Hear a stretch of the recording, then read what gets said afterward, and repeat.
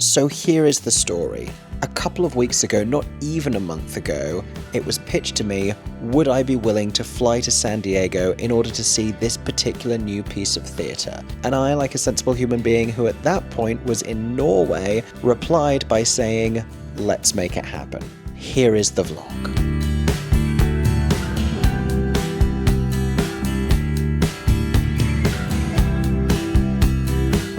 This is maybe the wildest thing I have ever done for theatre.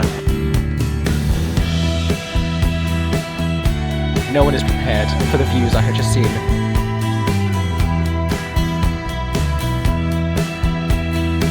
Honestly, core memory. Oh my god, hey, good morning. Who feels like going on a theatrical adventure today? I have just arrived to Heathrow Terminal 2 here in London, and I am about to get on a plane that's going to take me to New York, technically New Jersey, Newark, where I'm changing for another plane that is going to take me to San Diego, California, which I'm going to have to keep saying out loud so that it feels like it's real. I have been to Heathrow many times to fly to the US. I've never been to San Diego before. I've never been to the West Coast of the United States of America before, and I am going there explicitly to see theatre, to see new musical theatre, which is incredibly exciting, which is also my favourite thing to do, and I am taking you with me. But first, we have to get through security. That is the next thing that needs to happen. So I'm going to try and figure out how to get into Terminal 2 departures, and then I'm going to get myself through security so that I can take my plane to another plane. Here we are, took the lift up to Terminal 2, the Queen's Terminal. The weather is pretty miserable here in London today, but I'm going to California, so it's fine. Good news, everybody! We made it through security in legitimately 8 minutes. 8 minutes since the time when I was even approaching security and scanning in with my boarding pass. That was a really easy line. I always have positive security experiences, honestly, here at Heathrow. Pretty good. How long since I've been at Terminal 2? This feels different. That's the Leon I was sat in when I booked a bunch of tickets for the Donmar Warehouse production of Natasha Pierre and the Great Comet of 1812. Memories. Now my flight is roughly around midday. I already have a gate, but we're not boarding for another hour and a half, and I have pre-reserved a space at a lounge, one of the lounges. I need to figure out which one. I got the priority pass not too long ago, and I'm kind of experimenting with it. You can buy into different tiers, which gives you different privileges and different levels of access. And I think I have the one where I now get a discounted rate, but I still pay every time, because I wasn't sure how many opportunities I would have to use it, how many lounges it covered worldwide, and what kind of priority access it gave you. Because for a lot of them, the people who have different credit cards still get priority over the people with the priority pass. At least that was my experience last time. So we'll see if I have a different experience this time. Also, last time I should have pre-booked, and I didn't. And this time I have. Number 1 lounge, Heathrow Terminal 2. So I've booked for the right terminal.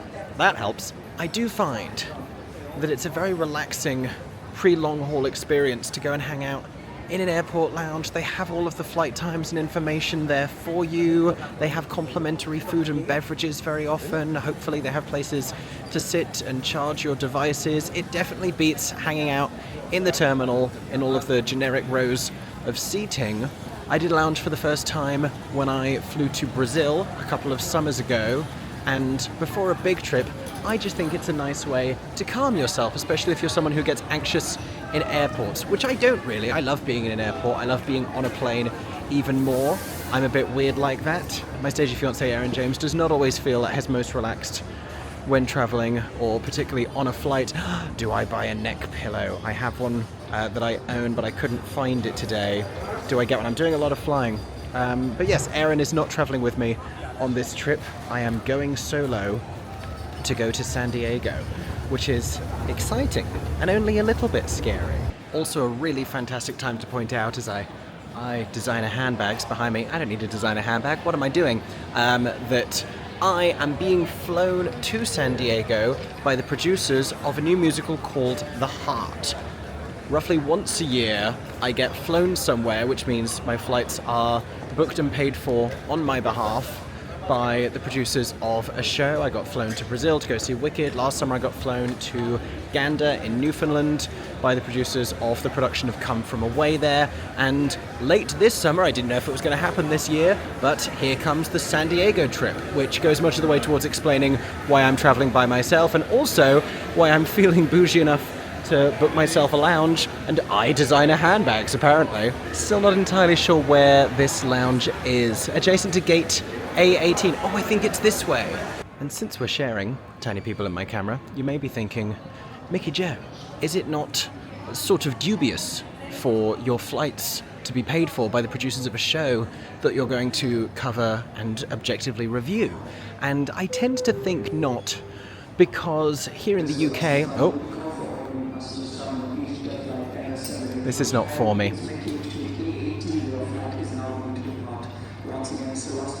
But it is about the gate that I'm stood next to. Apparently the lounge is near here.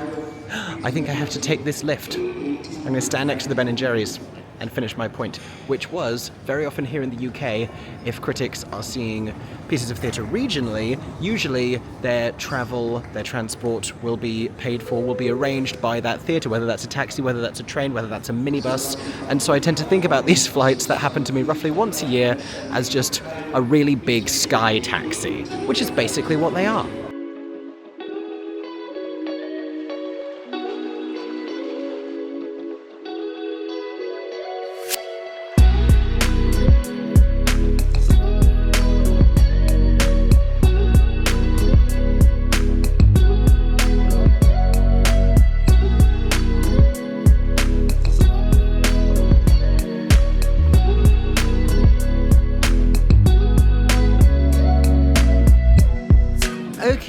Spent about an hour in the lounge and had a nice enough peaceful time. Moved some files onto my laptop so that I can edit on the flight, the multiple flights that I'll be taking today. Is that actually going to happen? Yes, hopefully. Hopefully we will get a little bit of work done on these flights. But if my body feels like it can sleep, I'm going to try to, because a lot of time zone change is happening today. I'm still a little bit unconvinced. I'm not all the way sold on the Priority Pass lounge experience, just because when I bought a standalone lounge entry independently, I feel like I had a better experience than I've been having with the Priority Pass. And like, the booking beforehand was fine, that was all good, but there wasn't an extraordinary amount of, well, there was no hot food. And I did enjoy the cheese and tomato croissant. That was nice. That was very nice. And the self-serve porridge situation was also good. It was very busy when I arrived. There was almost nowhere to sit when I got there, but within about 10 minutes it had cleared up dramatically, and I was a little bit early. So that's on me. That's why they book ahead. Our gate is B32. I've just had a text update telling me that my group isn't boarding just yet, but I'm going to go and wait where I need to be. We don't want to even dally with missing a flight. I'll be happy once I'm on this first flight, but I'll be really happy once I have made the connection. I have 95 minutes at Newark, which I believe is going to include having to legally enter the US, which the first time I ever tried to do it took me 3 hours. Let's not manifest any kind of challenges on that front. I can see United planes on the move outside. Maybe one of those is my flight. I have just had the notification that they are now boarding groups 1 to 3. So I can now board. I can get in a queue to get on the plane as soon as I arrive at my gate, which should be momentarily, because this is B33, and I am looking for B32, which is there. B32, incidentally, something I'm not planning to do for another 2 years' time. Get it? Get it? Because I'm 30. If the moustache didn't make that clear. There's a plane. I think it's her. I think it's this one. I've come to say hello. Hello, plane.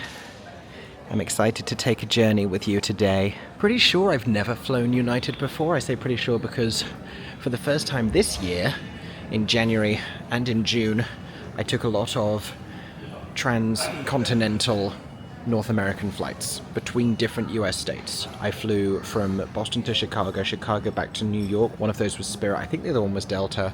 I've also flown between Florida, Fort Lauderdale, and New York. I don't think either of those were United. I don't think I've been on a United flight before, but I am losing track. I'm very excited to investigate the quality of the onboard musical theatre pro shop catalogue.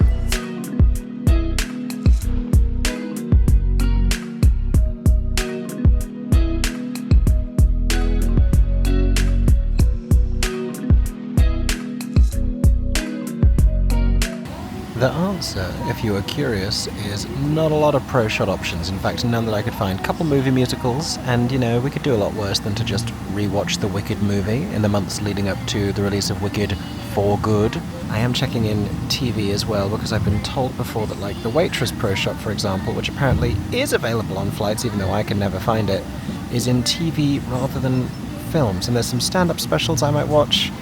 Couple cartoons, couple movies. I have a lot of time on this flight.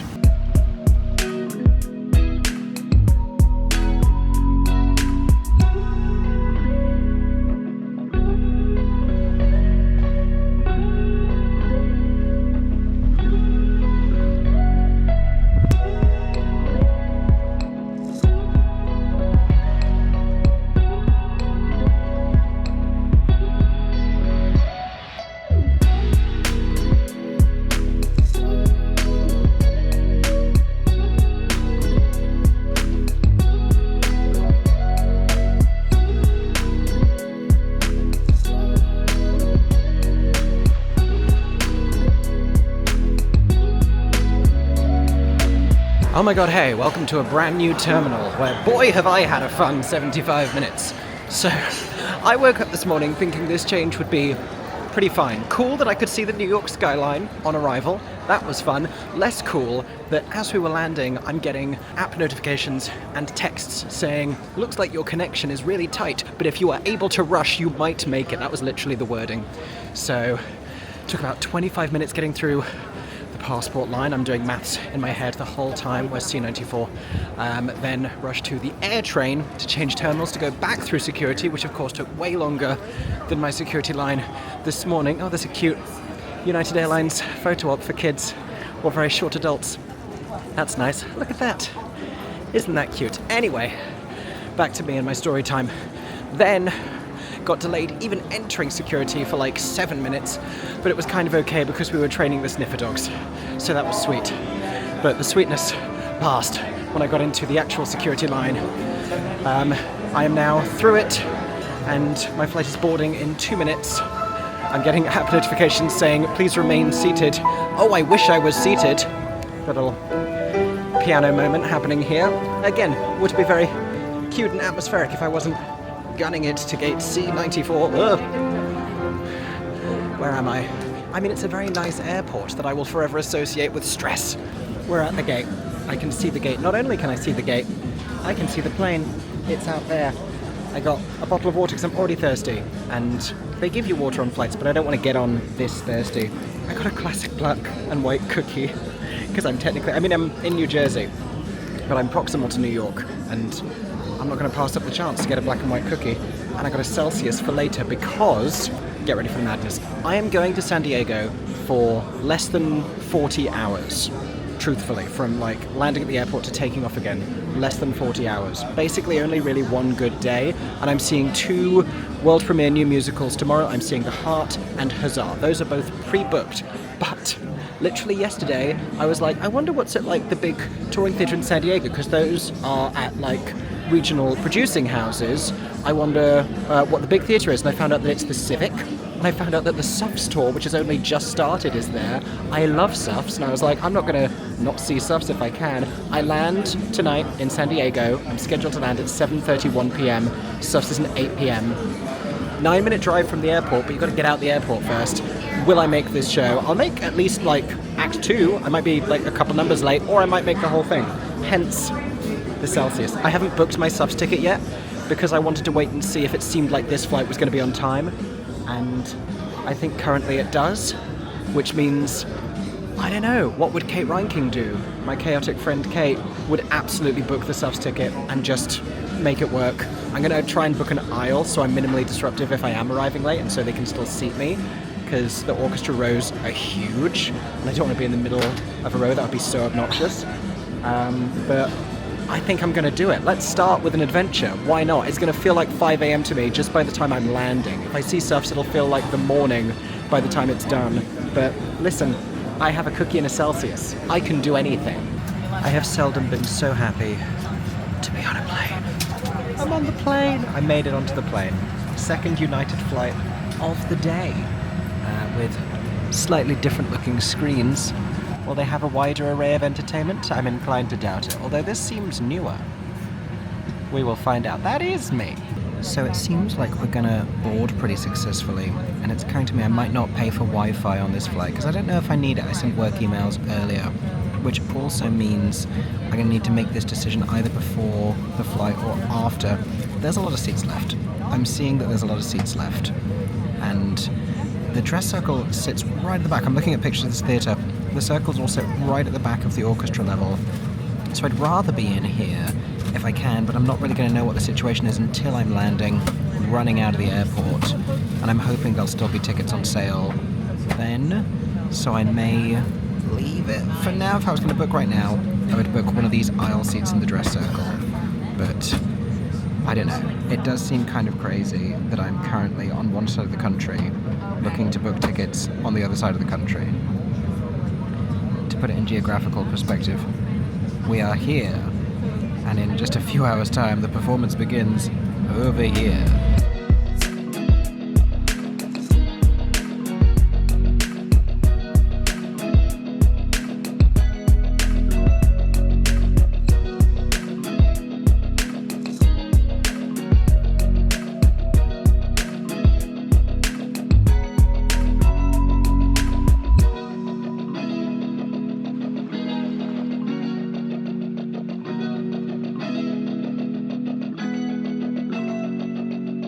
And we have arrived at San Diego International Airport, some 18, 19 hours after I first stepped out of my front door this morning in the United Kingdom. I am at my destination for this theatre adventure. I am so excited. I have a giddy feeling in my stomach, or it's the Celsius beginning to take hold. Oh, my ear unpopped. I pre-booked an Uber, which was a smart move. The Uber, because it was an airport pickup, for just like $30 pre-booked, was tracking my flight time and responding to that. And I have a 45-minute window, which I'm hoping not to need, but I just think that's a really good service. We touched down 10 minutes early, even though we flew late. Yay to those pilots. They knew what I needed them to do. I would say I'm desperately following signs for the exit, but I used my onboard Wi-Fi and copious amounts of time to pre-memorize the layout of the airport. I'm so excited. I listened to the whole of the SUFFS cast album. I saw it twice on Broadway. I'm very excited to hopefully see as much of it as possible this evening. I feel like I'm definitely going to get to see at least the second act. Hopefully I see most of the whole thing. I booked myself an aisle seat in the dress circle. I'm hopefully going to stay awake, even though it does feel like the middle of the night. This is maybe the wildest thing I have ever done for theatre, and I stand by it entirely. Walking to the Uber pickup stop outside of the airport. It's only 2 minutes after we were meant to be arriving here. We are doing well. Look at these trees! Look at these authentic Californian trees. This is my first time in the west coast of the US. How exciting! For anyone wanting to follow the exact suspense of my arrival, hopefully to SUFFS this evening, it's 7:35. It's an 8 p.m. curtain. My Uber is 6 minutes away. I should have clicked come pick me up a little bit earlier. Who knows if that would have made a difference. It's only like a 12-minute drive. I checked at one point on Google Maps, it said 9 minutes, and another point it said 15 minutes. It's scheduled to pick me up around 7:41, so I still like those nombres. That is still not bad. I have an e-ticket from Ticketmaster on my phone. Didn't love the service fee I had to pay, but it did seem as though that was the provider. Was I going to leave it to box office purchase? No, I was not. I don't know if they even sell tickets after the show starts. I'm still awaiting the Uber arrival. These are the longest few minutes of my life because I just have such visions of arriving and having to run into the theatre on the hour. It is 8:01 exactly. This is the theatre. This is the signage. This is me running in with my e-ticket on my phone. I might miss the opening number, but I've seen it twice before. It's all good. Guess what, everybody? Guess what? I made it! I made it! We're in the intermission right now. I just watched the first act of SUFFS, one of my favourite shows. I love this show so much. I was getting so excited listening to it on the flight. I cannot believe I made it to the show within 45 minutes of arriving, of literally touching down in San Diego. I watched the opening number from the lovely bar upstairs on a nice screen because there was a little bit of faff with the e-tickets, getting in. The Celsius, by the way, working a treat. If I seem shaky, it's because I don't drink a lot of caffeine. I don't drink coffee. So, you know, very susceptible to that, but not even a little bit falling asleep. I'm too enraptured by this brilliant show. I'm going to show you this theatre while I get the chance, because it's gorgeous. It's very, like, sleek and Art Deco-y. This is the downstairs foyer area. You're seeing a lovely bar there with beer and wine options and other beverages available. There's, of course, a bathroom queue happening. We're going to go and look at the merchandise booth over here. We have some posterage for some of the other shows in this Broadway and San Diego season. Oh, the 20-Sided Tavern is here. And Beetlejuice, The Beauty and the Beast tour, Water for Elephants, The Notebook. Lots of shows we've seen on Broadway, and a handful of others as well. Very exciting for theatre fans here in San Diego. Here we have some of the fantastic merchandise, much of which we have seen before, much of which I bought from the Broadway production at the Music Box Theatre last year. We have, that's the pullover that I regretted not buying. Do I buy it for myself? On this occasion, we got some Great American Bitch apparel as well, which I would buy, but I feel like out of context, it's weird for me to wear, isn't it? I do have that SUFFS t-shirt and the baseball cap. You can get your own Keep Marching little sash there as well. We've got a zip-up SUFFS hoodie that I don't know if I've seen before. We've got some little flaggy things here as well that you could put up. I could put that in the backdrop of my videos, couldn't I? A little bit of a political message there that we co-sign. We have a window card featuring the original Broadway cast, of course, original star and writer Shayna Taub there in the middle, who originally starred as Alice Paul. If you're wondering, it's an entirely new cast, I believe, for the National Tour. I love the "Put the rage in suffrage." That line always gets a response, as indeed does the song Great American Bitch. But lots of fantastic stuff here on sale at the merchandise booth. I think you can also get, we've got some little trinkets over here. We've got a mug, we've got a pin badge, we've got a magnet. Over there we have some books that I'm seeing. I think that is a score, vocal selections and a script, and there's a CD. All sorts here for people who are just discovering the show. I want one of these jumpers. Other people are buying jumpers. Maybe I'll get one at the end of the show. I have some time to decide. I did it. I brought it. I got it. How could I not? How could I not commemorate this moment?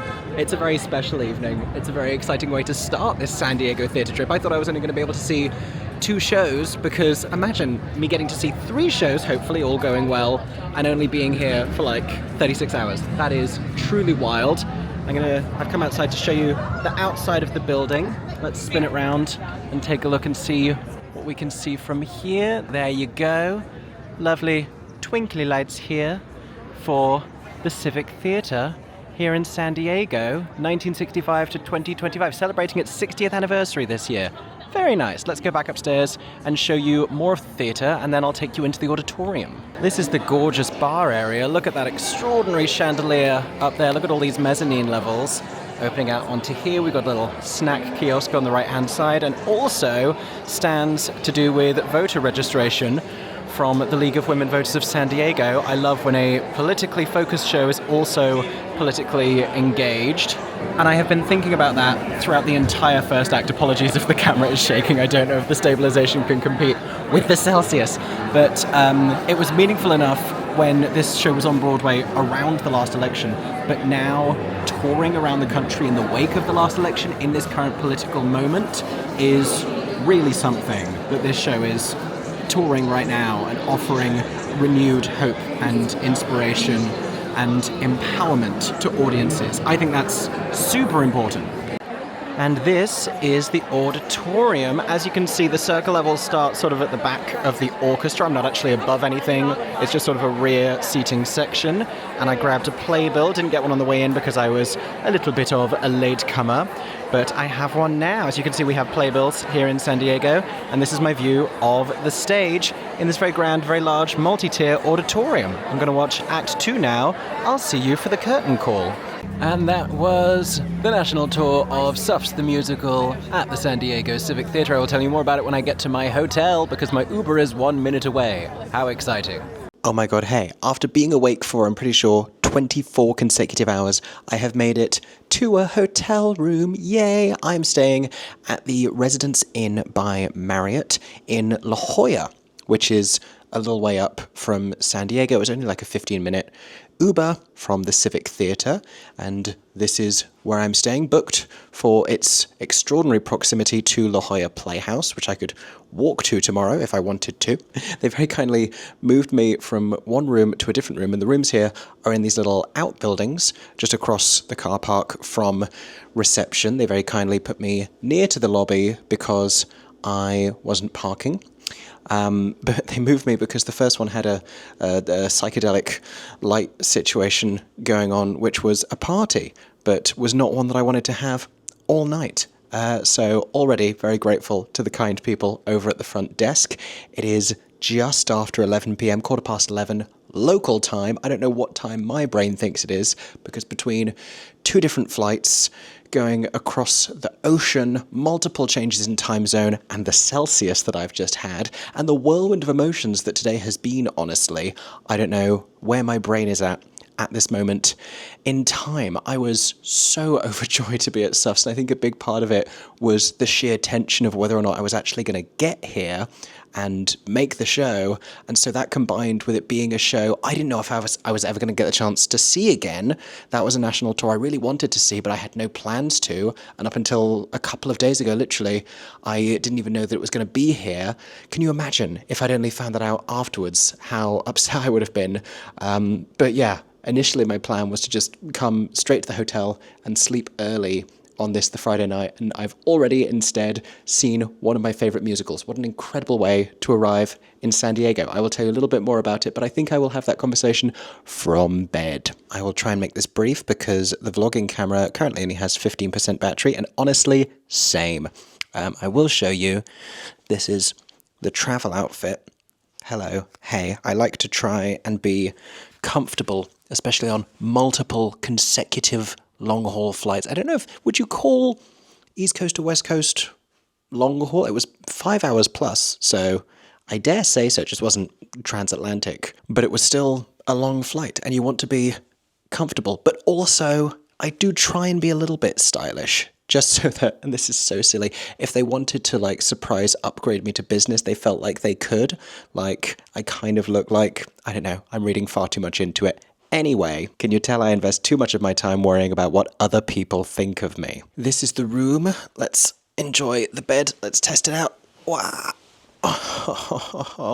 Honestly, it could be a really subpar bed and I would still be thrilled right now, because on the second flight, I think the fridge just turned on.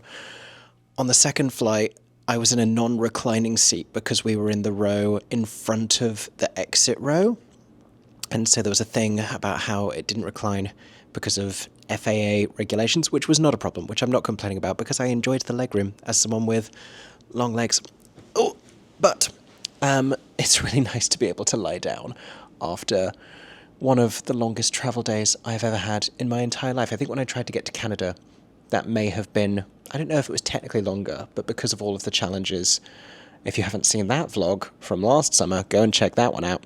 That may have been, no, that was definitely a more arduous day, but today is the scariest connection I think I've ever had to do. What I wanted to tell you is that didn't film the curtain call at SUFFS because there was some uncertainty with production and the front of house team about whether or not I was authorised to, which is absolutely fine. It is entirely their prerogative. I was happy just to be in the auditorium seeing the show, and I loved it. I was already getting so excited throughout the show that it was touring around the country right now, and I dare say there's a lot of places that need it a little more urgently perhaps than California. But another thing that was confirmed to me by seeing the show, because for the most part I've only seen it with the one cast before, with a couple of understudies, is how well written these roles are, how charming and charismatic and funny and powerful they are, even when played in a very different way. And in particular, the portrayals of Alice Paul and Carrie Chapman-Catt were, I think, completely different to Shayna and Jen Colella on Broadway. They took them in very different directions, and I really loved them both. I liked everyone's performances. I thought everyone really shone, but it highlights that they are really well-written characters. I mean, it's Tony Award-winning material. Shayna won 2 Tony Awards for writing this show. Also, it turns out I always get emotional at the sort of the 11 o'clock number of the show. I don't want to spoil it for you too much, but a letter is read in song, and I cried both times I saw this on Broadway, and I thought it was just because of the way it was staged and because it was Emily Skinner, who I love, and Emily Skinner is not in the touring production, and they stage it differently. This is the only real big difference I noticed between the Broadway and touring production, is that reveal happens in a slightly different way. Still very powerful, and it's still the same actress who plays Alva Belmont. The track is still the same, and I thought she was terrific, very brassy, and then completely different in this other little moment at the end of the show, and I still got emotional. I still got a little bit teary, and then I forgot that it leads into the amazing scene with Ida B. Wells and Mary Church Terrell and her daughter, which is another real highlight moment of the show, into the ending, which is so powerful. Oh, I love SUFFS. I love it so much. I'm so glad I got the chance to see it on tour, and I'm also really glad that I'm now going to get the chance to sleep afterwards. I am going to go to sleep. I will set an alarm, because who knows what my body clock is going to try and do. It may wake me up really early, or it may just let me try and get as much sleep as possible. That would be really nice. Hopefully the Celsius has left my system and I can get to sleep. That would be really terrible if I can't. All of this happening, by the way, after I slept, I think, maybe 5 hours the night before traveling. So we do need some Z's, we really do. But I want to wake up early-ish to go and check out the complimentary hotel breakfast and the outdoor pool and hot tub access. Very intrigued about both of those things, and it's a really packed day tomorrow. It's essentially my only full day here in San Diego, and I'm seeing 2 musicals, and I will see you then. Oh my god, hey, good morning, hi, and hello. Welcome to Saturday and my full day of seeing new musical theatre here in San Diego. We have awoken in La Jolla. The sun, I think, is beginning to rise, which makes me feel better about how early I'm awake. I woke up 3 times with the jet lag and my body clock trying to tell me that it was time to start the day. The first one, I felt so well rested. I was like, I feel like I've had 8 hours sleep. Let me go check what time it is. It was 1:30 in the morning. I'd been asleep for 90 minutes. So like a full sleep cycle. Fascinated with how satisfied I felt with that much sleep. Like I didn't feel tired, but went back to sleep. And then around like 5:46, I was like, I don't think there's any more in it for me. That was almost 6 hours sleep. So FaceTimed Aaron, my beloved, and then my family as well. Chatted about plans that I have for the day. Reaffirmed what my itinerary is going to be. I was going to swim before breakfast, but breakfast opens a full hour before the pool areas, and I'm hungry now. Like, as I was going to sleep last night, my body was like, breakfast? Because it was 8 a.m. UK time. Like, my dad had woken up as I was going to bed here. So I think I'm going to go rope drop breakfast in about 15-20 minutes and be the most eager person for whatever the breakfast offering is. And then maybe at like 9:30 or 9 o'clock, a couple hours after, maybe then I'll go and check out the pool situation. There's one pool on the premises, an outdoor pool, and apparently 2 hot tubs that I didn't know about. So that's fun. I brought some swimwear. I bought swimming trunks with little cactuses on them because that felt Santa Fe-ish to me. I assume the pool might not be heated, but it's set to be, there's a forecast of like in Celsius early 20s and sunny, like 70 degrees Fahrenheit. So that is exciting to me. And then a little later in the morning, we're going to try and Uber over to a spot on the coast because A, I realized I've never seen the Pacific Ocean, and B, apparently you can see sea lions, like a big old collection of sea lions. So that's the plan before the first show. Today we're seeing The Heart matinee, one act, 1 p.m, and then Huzzah in the evening, which for someone who wants to have as much time exploring the city as I can get is probably the perfect way round, because I have more time then between shows to go and find some good, like, Mexican food. Mexican food is the cuisine I'm planning to enjoy because I've been told to, and because I guess it's really great here because Mexico is, like, right there. That is the plan for the day. I'm excited. I'm going to jump out of bed any minute now and go and get some breakfast. That is the next plan. Breakfast fit check, everybody.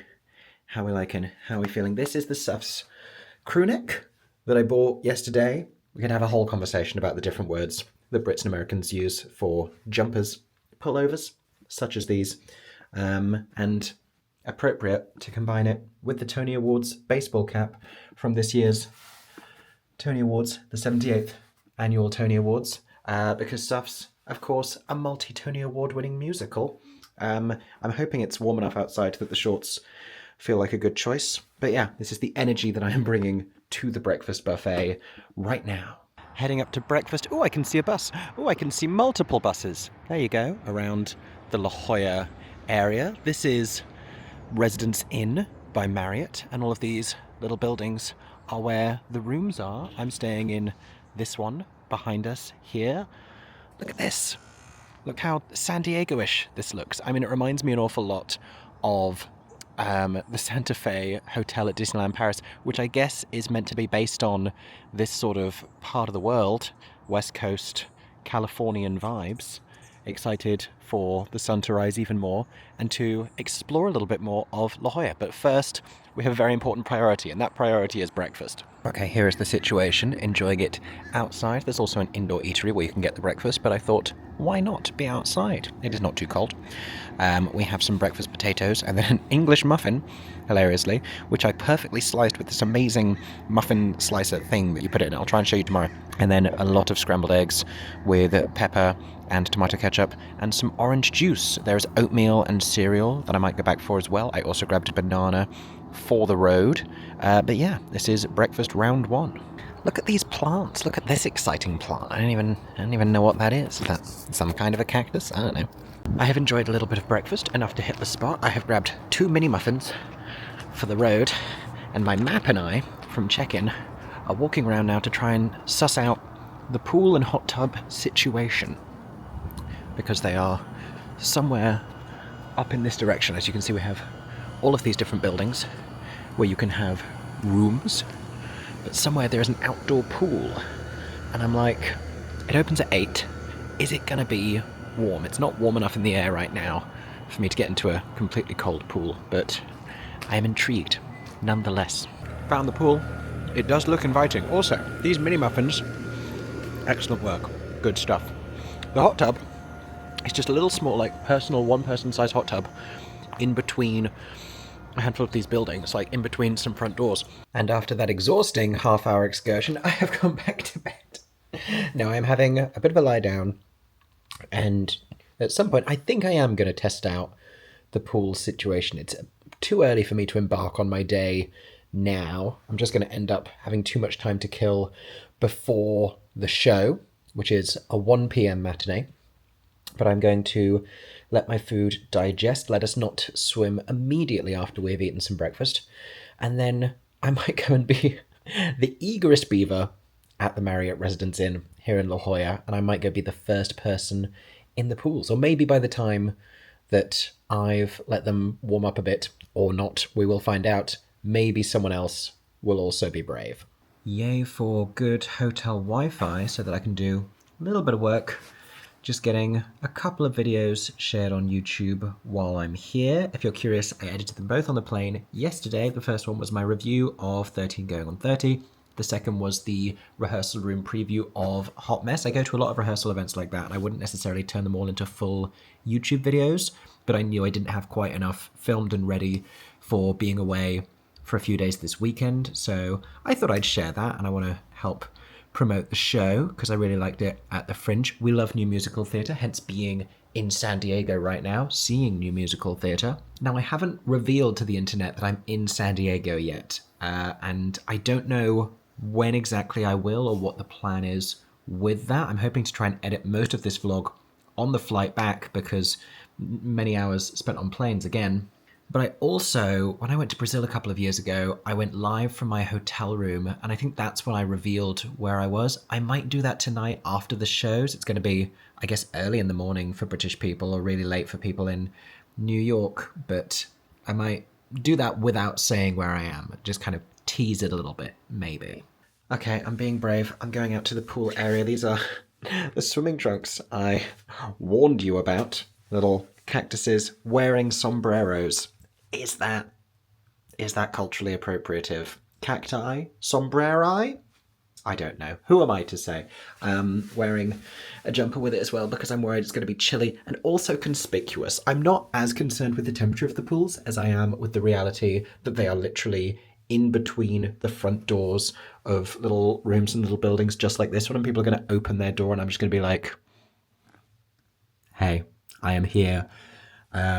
Splish splashing outside of your temporary home. That's a weird vibe, isn't it? Isn't it? We'll find out. I'll let you know. Not bringing this with me. I don't want to be the person with a moustache who brings a camera to a public swimming area. That's not the vibe. It's really important to me that I don't get arrested in La Jolla. Okay, no vlogging camera, but we are here on mobile device. I have gained access to the pool area. You can see it in my sunglasses. I am the only person here. There are towels. There are loungers. The sun is trying to come out. It's quite warm in the direct sunlight, but is that warm? Is that warm enough? Also, you see what I mean? With all of these windows, the hot tub bit is worse, I'm telling you. I'm gonna get in this water. I'm gonna do it. I don't come to San Diego and not enjoy an outdoor hotel pool moment. It has to be done. It has to be done. Does it look warm to you though? That's still my question. Does it look warm? I haven't put my hand in yet. Okay, stop being a baby. I can do this. Great news, everybody. Really great news. It is warm. It is warm. I don't think it's heated, but it's warmed up by the sun, question mark. But it is gorgeous. The sky, so blue. The water is lovely. Imagine if I hadn't done this. This is, it's very nice. It's very nice. The vibes are good. The vibes are very good. Honestly, core memory, like, this is beautiful and kind of like what you think of and expect when you think of your first trip to California. So thank God I did this. I'm winded because I have been swimming laps. I'm not the world's strongest swimmer, but I grew up by the ocean, so I love being in the water, especially after being awake for 24 hours and having a 19-hour travel day. I will stop talking about it at some point, but I can recommend swimming after that. Maybe I try and swim in here last thing before I head for my flight tomorrow. I can actually check into my flight tomorrow pretty soon. That's how ridiculously short this whole trip is. But yeah, this has been a vibe. I'm only filming by the pool area because no one else is here. But this is nice. Can recommend, especially in the sunshine. Lovely. Okay, I feel like we now have to go and try one of those little hot tub situations. It's like just down there. Feels potentially exposing. It's nearly 9 a.m. I feel like this is prime people waking up time, but I'm a big brave boy and I want to go splish splash in a hot tub. Oh my god, hey, it's warm. It is very warm. I'm still speaking in something of a hushed whisper because, like, buildings, doors in very much proximity to me. Everywhere I look there is a door, and there is just this little hot tub zone happening there. But it's nice. It's a nice and tranquil way to sit and enjoy the early morning after one very busy day and before another day that's going to be very busy in a different way. But yeah, enjoying the vibes. The vibes are good. Let's not drop my phone in the hot tub. That would be a bad start to the day. Increasingly, I think I want all of my holidays, all of my vacations to have some sort of a pool element. This is why I like a cruise ship, and also why I will often use the swimming pools at Disneyland Paris hotels, which I would never have thought to growing up, and now I do almost every single time, especially when it's warm. Especially when it's warm. But the time has come for me and my cactuses to head back to the room and get ready to go and enjoy the day. Everything is happening a bit earlier today than I was planning because I woke up and got up earlier, so more time to go explore La Jolla, which is fun. And if my hair didn't make it abundantly apparent, that is shower done. We had conditioner, which I love. I love when we have conditioner at a hotel. If you know me and my travel vlogs by this point, if you've watched them before, you will know there are 3 things that I love in a hotel, as well as like good location, view, bed, etc., safety. But primarily the things that I'm excited to discover are conditioner, a hairdryer, which there is one here, and plug sockets. And this really ticks all 3 of those boxes. We're doing well here. I need to make something happen with this because this is not good.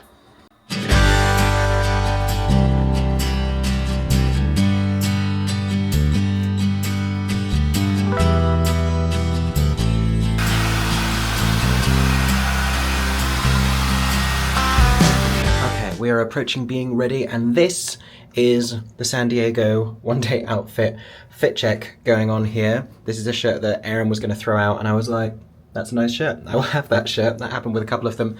I was going with a denim short, and then I was like, is that going to be too warm? Trainer socks as I wait for my shoes to dry, because I wore them around the pool, and I'm hoping they're not soaking. But the jacket is what I want to primarily show you. You may be like, what's going on here? These are magic beans. You're not even prepared for the back. Can I show you the back? Look at this. Look at the beauty of the... I'm going to put you down and turn you around because you need to enjoy this properly. This was gifted to me. This was a incredibly generous 30th birthday gift by Zigzag Alice, who you can find on Instagram. You can actually find real content of them making this. It took like 2 months, all of the stitching. Look at this. Look.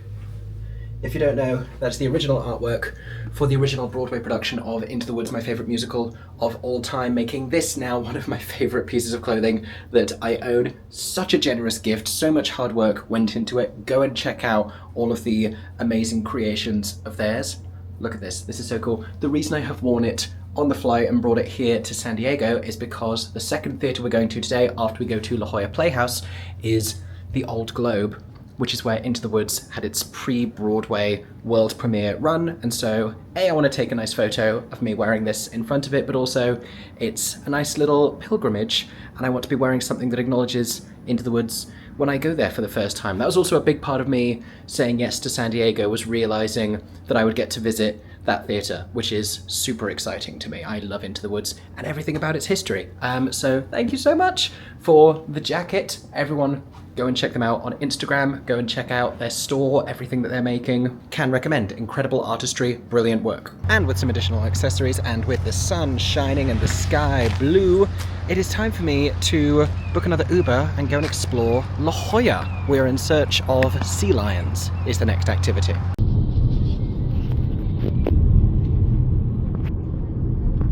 No one is ready, no one is prepared for the views I have just seen from my eyes and the views that you're going to see from my camera. I can hear sea lions, I can hear them. Yeah, it's a pretty stunning panoramic ocean view. Can you hear the sea lions? We're gonna go down and see some sea lions, but I just want to show you, first of all, what I'm seeing here, which is this. This is the west coast of La Jolla, California. This is the west coast of North America. I've never seen it before. Like I said before, I grew up in a place with miles and miles of beach and shoreline, but even so, this is pretty breathtakingly stunning. Oh my gosh, people are going right down to where the sea lions are. That's crazy. Here's where the nature is hanging out. Got a lot of, there's pelicans, those are pelicans. And then the things you're hearing are sea lions down there. Oh my gosh, people swimming with them in the sea. And there's loads of them over on that rock as well. Wow, we've got to go down and see the sea lions. This has to happen. Look at them. There's so many of them. Wow, they're just right there. We're not in a zoo or anything. They're just hanging out. This is amazing. I'm trying to get some good videos to show Aaron, but the shoreline is also trying to get my shoes wet, and I only just got my shoes dry again. I can't get over these sea lions. So they're obviously all hanging out on the rocks here, but if you look closely, you can also see them swimming all around the little bay here. They're everywhere. There's so many. People are just swimming with them. That's crazy. I fear I could actually spend the next 4 hours just doing this. Just hanging out with the sea lions.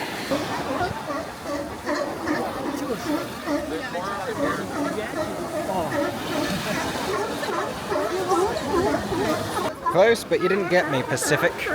I mean, I should dip my toe in the Pacific, I guess. Oh my gosh, it's like SeaWorld. Only they're free. Okay, we're going to wait for the next time that it gets close to me, and then I'm going to touch the Pacific Ocean. It has to be done. I'm not going to take my shoes off and dip my toe in it.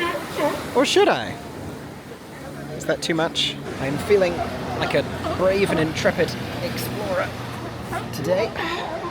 Both shoes? Both shoes. I am holding my shoes, and we're going to dip our toes in the Pacific Ocean. I feel like it has to be done. Sea lions, off and over there, splish splash, and we... Ah! Ooh, it's quite cold.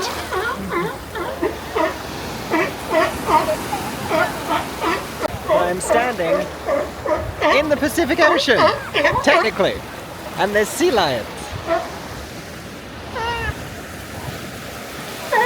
This is crazy.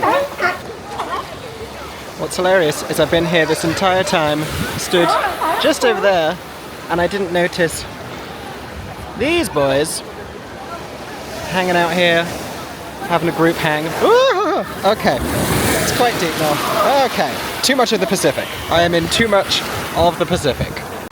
Okay, I have come up to this bench up here to try and dry off my slightly sandy feet, but that was amazing. That was like core memory for sure. There were so many moments where little sea lions were just appearing, and one like suddenly started moving towards me and then swam out into the water, and when I suddenly realized there were all of the other ones lying down in the sun. They're so sweet, they're so lovely. Obviously we are not approaching the sea lions. This is not a petting zoo, this is their natural environment, and we do not want to bother them.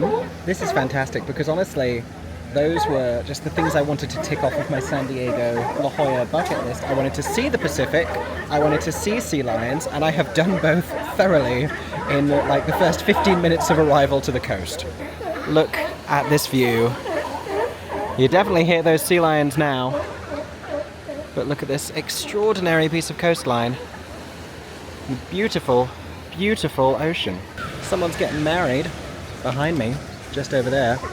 And there is signage telling you not to approach the sea lions. So do not approach the sea lions. I actually think I googled it because I was starting to think, is this even responsible? And the advice is to remain 50 yards away from sea lions at all times, which that beach definitely is not. And it didn't feel as irresponsible at the beginning because they were sort of out into the water and swimming about, but the bit where they were all lying down and people were kind of tentatively approaching them, don't do that. Got some more beautiful cliff top. Would we call this overcliff? Is this overcliff? I feel like it is. It's just a little windy, but it's lovely and warm. The sky, so blue, so blue, and trees. Big tall palm trees everywhere. Honestly, I'm not sure what the plan is now. I'm just walking a little bit down the coast, but I have so immediately ticked off the stuff that I wanted to make sure I got a chance to do. We have seen the Pacific, we have been in the Pacific, we have seen sea lions.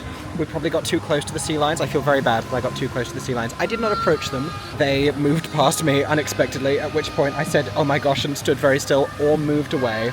So I tried to be responsible around the sea lions. I did not realize 50 yards, and that's on me. I should have educated myself. But if you come to La Jolla, San Diego, let it be known. Be cautious on that beach. Do not approach the sea lions. More stunning scenic ocean views happening here. That man has been dedicatedly filming something down there in that teeny little cove. I don't know what it is, but the sea looks beautiful. Should we be looking out for any more marine life? Are there dolphins? I think we're going to keep exploring down the coast because up is eventually where we want to head to, and we'll do that afterwards to start heading back towards La Jolla Playhouse, although I will probably get an Uber again. If you are wondering, Mickey Jo, why so many Ubers? I do not drive. And there are public transport options. Oh, pretty houses, pretty water features. over on that side of the street. There are public transport options. Art. Here in San Diego and in La Jolla, I have prioritized what little time I have. Also easy for me to justify spending a little bit more on Ubers because my flights were arranged and paid for. So easy enough decision for me to make. Is that birds sitting on that rock, or is that more sea lions? Hard to say. Also, I am not a young woman. I am very much a 30-year-old man with a moustache. But regardless, I feel a little bit safer, especially late at night, like last night downtown San Diego, getting out of the theatre, getting back to the hotel, doing that in one contained Uber trip rather than public transport in a city that I don't know, that I'd only arrived in hours before. I think birds. I think what we're looking at is a rock full of birds. Yes, because I can see a seagull. I have no credible future as a marine biologist if I'm asking such questions as, is this sea lions or is this birds? We've got some more sleeper boys on this bit of beach over here. See, they have a rope. That seems smart. Thought I saw dolphins just then. It was people.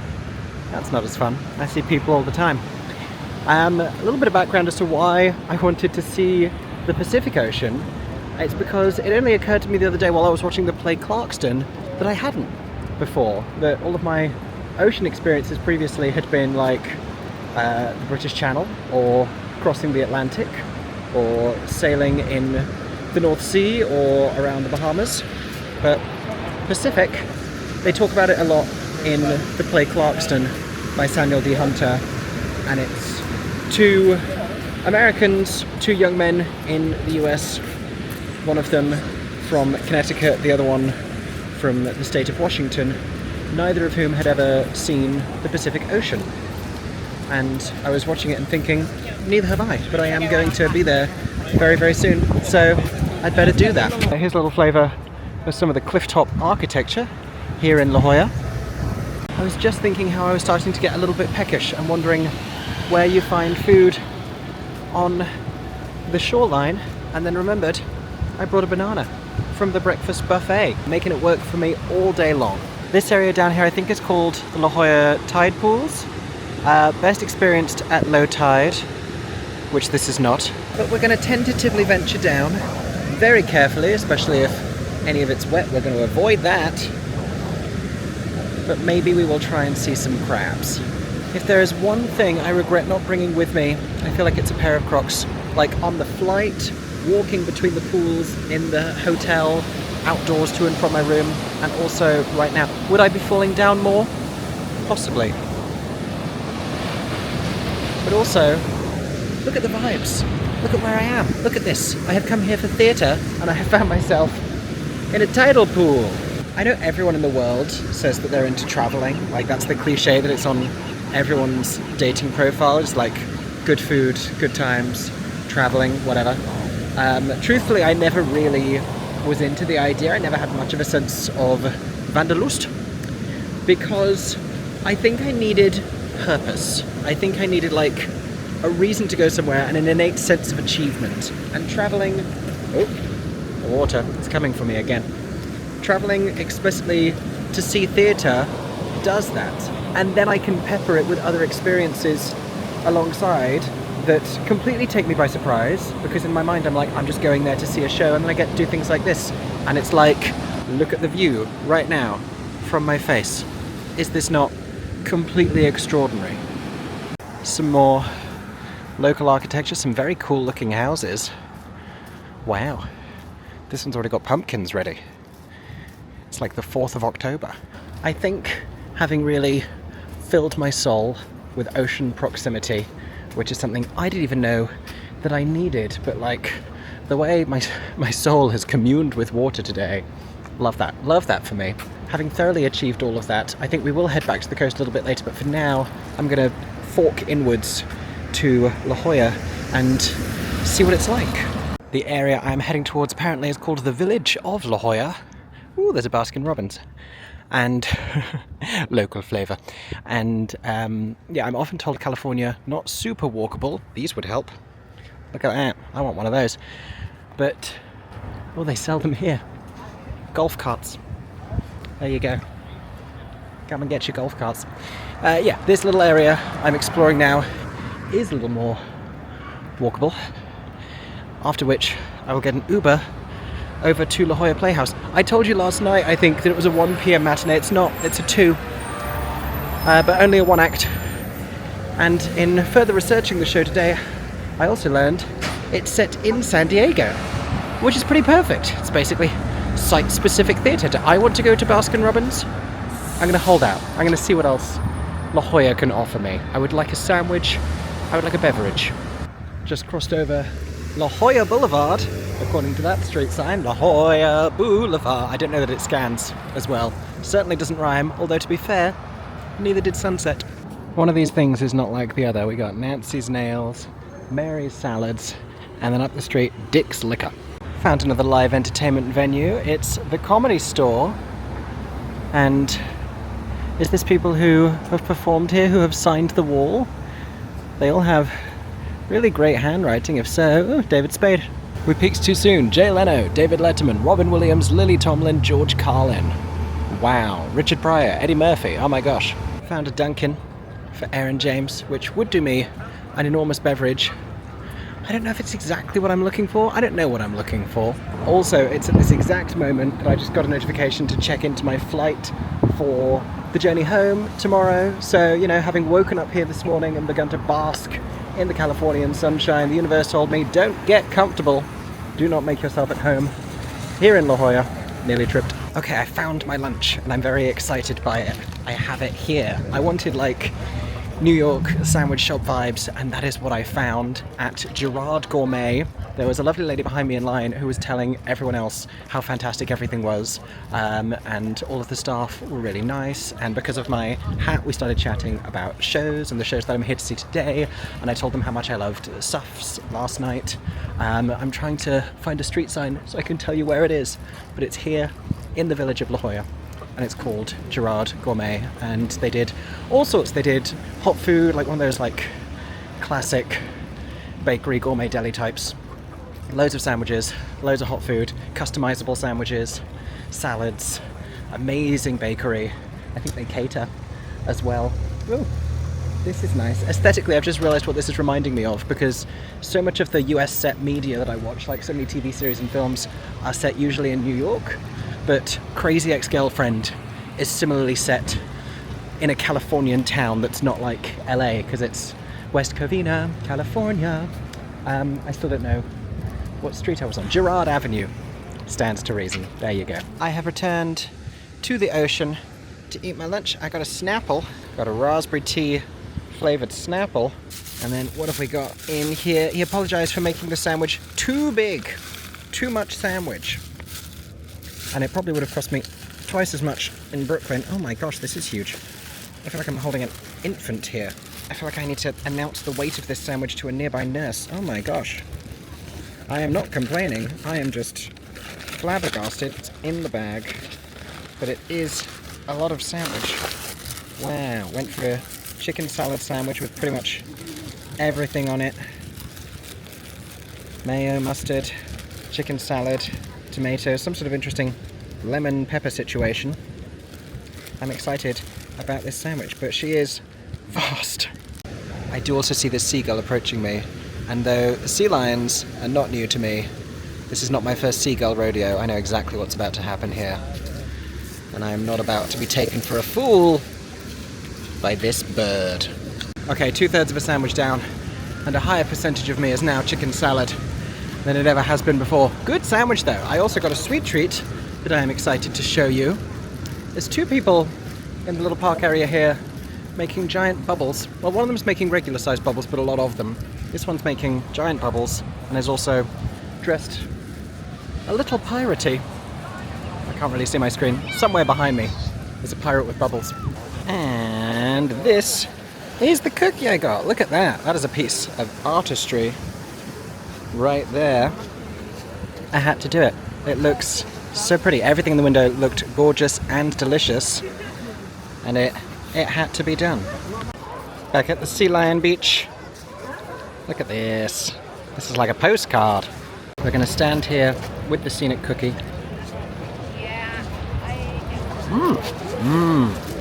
Oh, good. Also, remember earlier when I said there was a wedding behind me? I think it's, I don't know what it is, if it's just like a bridal photo shoot thing, because everyone's wearing white and they definitely seem to be in couples. Maybe like it's a bridal fashion thing. Maybe it's not real and they're just shooting a bunch of like mock cliffside wedding ceremonies. Unclear. All I know is this is a very good cookie. Lahoy. Walking up the coast now, and we got some more sea lion activity on the rocks down there, basking in the sunshine like the glorious animals that they are. Wait, that one's huge! That one's huge. This one, that's enormous. That's the leader. That's the old Deuteronomy of the sea lions for sure. I still can't believe this part of the world exists where they all just hang out and they're so visible. That's wild to me. Literally wild. So I was thinking it's about time to get an Uber up to La Jolla Playhouse, and then I started walking into somewhere that wasn't a one-way street where it wouldn't take the Uber more time to then get out of that, and I ended up on this multi-lane highway next to a bus stop, and I thought maybe there's a bus, and according to Google there's a bus in 2 minutes, at which time I will figure out how the bus works. Do I tap? Do I have to say where I'm going? Like, I know how a bus works. Do I have to flag it down? I've been burned before.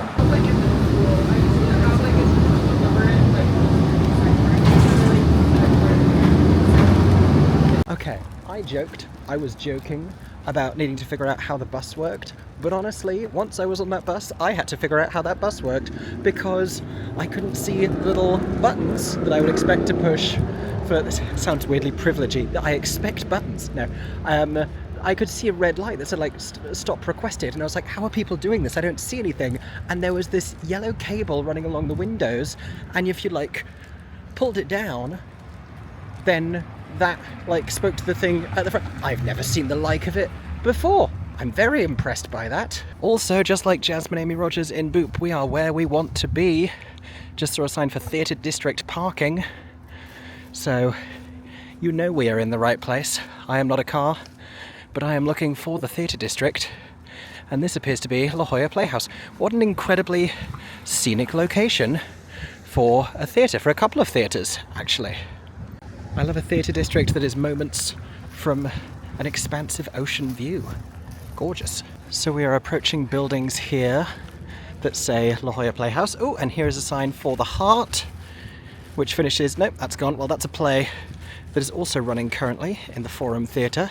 Working Girl the musical is opening very soon. Didn't overlap with this particular trip for me.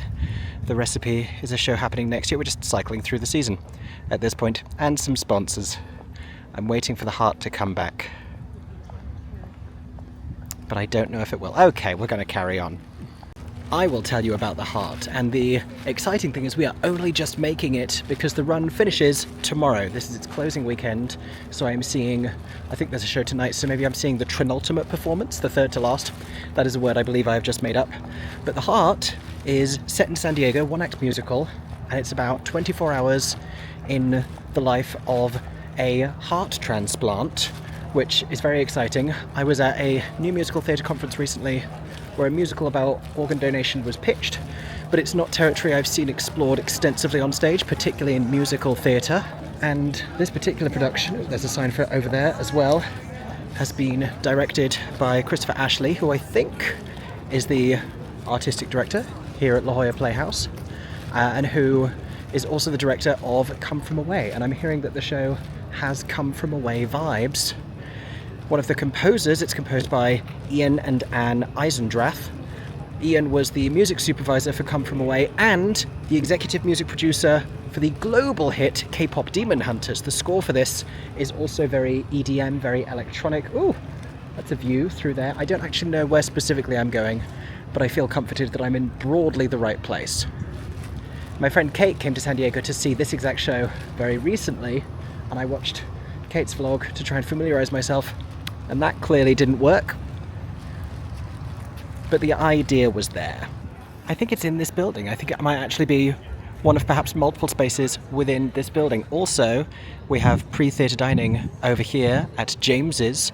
FYI, I have had, as you saw, enormous sandwich and scenic cookie, but for future visits for others, or maybe for myself when I'm back in La Jolla, San Diego, that would be a place to go. There's a QR code here that you can scan to support new works like The Heart at La Jolla Playhouse. Feel free to if you have the capacity. And also, there's little postcards we can get down here with 2 heart racing playlists. One to keep the beat going, tune into the world of the heart by listening to the music that inspired the team with house, electropop, trip-hop, house and techno. How exciting. And then CPR-ready songs with a BPM of 100 to 120. I dare say also good for a workout playlist. So, multiple purposes. We have a nice little poster board here. Something of a photo opportunity there if you're coming to see The Heart. We also have drinking fountains. I love drinking fountains. Lovely to see. We have spotted these in the past. This is, of course, an American Theatre Wing Tony Award. I forgot I have a Tony Awards cap on. How appropriate. And this is for Regional Theatre Celebration from 1993, if I'm reading that correctly. Every year, the Tony Awards recognise achievement in regional theatre. And this is the one here for La Jolla Playhouse from just over 30 years ago. Wow. That Tony Award is older than me. I'm still wearing sunglasses. And I forgot I was still wearing sunglasses. Let me change my glasses. I'd have spent the whole show with these on. Would not have realised because it's very bright. We actually have a little board here listing the cast and creatives of The Heart. I did not mention book and additional lyrics by Kate Kerrigan, of course, of various shows, including Broadway's The Great Gatsby. Choreography by Mandy Moore, not that one. I know what you're thinking, but it is Mandy Moore, who I believe worked on Taylor Swift's Eras tour, and a stacked cast here as well, including the likes of Heidi Blickenstaff, Zach Noah Pizer, Paul Alexander Nolan, Jason Tam, Kenita Miller, all the names that you could read there for yourself, some of which I read out to you. You're welcome. And then creatives down here as well. Gareth Owen, sound design.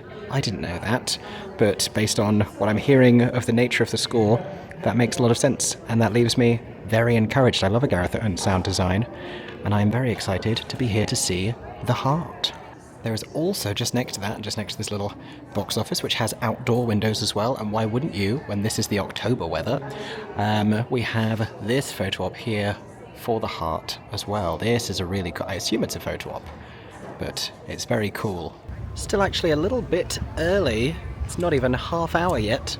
And I don't think there's much else for me to show you, but I will tell you a little bit more about La Jolla Playhouse. This is obviously only my first visit to the venue, but I can tell you some of the Broadway shows whose lives started here. Redwood, most recently, but also current Broadway resident, the Tony Award-winning new musical The Outsiders, I think, was a La Jolla Playhouse production. Also the aforementioned Come From Away, also Diana the Musical and Lempicka, both transferred to the Longacre Theatre. I think Jersey Boys might have been here originally, pre-Broadway, and a bunch of other plays and new musicals and revivals. So there's every possibility that a show like The Heart could end up on Broadway. With how quiet we are with new musicals this year, maybe it even has the momentum to go to Broadway this season, which would be very exciting.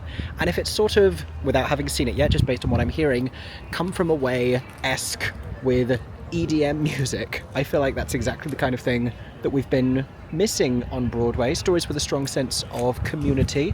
I think that might be quite welcome, and I would like to see it. I did not realise I was in any kind of a road.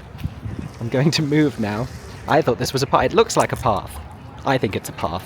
I don't think I gave you very good establishing shots of the building, so enjoy this establishing shot of La Jolla Playhouse. There's cars trying to murder me. Now you'll remember, hopefully at Suffs, me pointing out the voter registration information boards, and this is really important as well, given the themes of The Heart that we've been talking about. This is all about organ donation, and so you can learn more about organ donation or to check or update your organ donor status by scanning the QR code below. I never know if these work when I put these in videos, but give it a go, see if it works.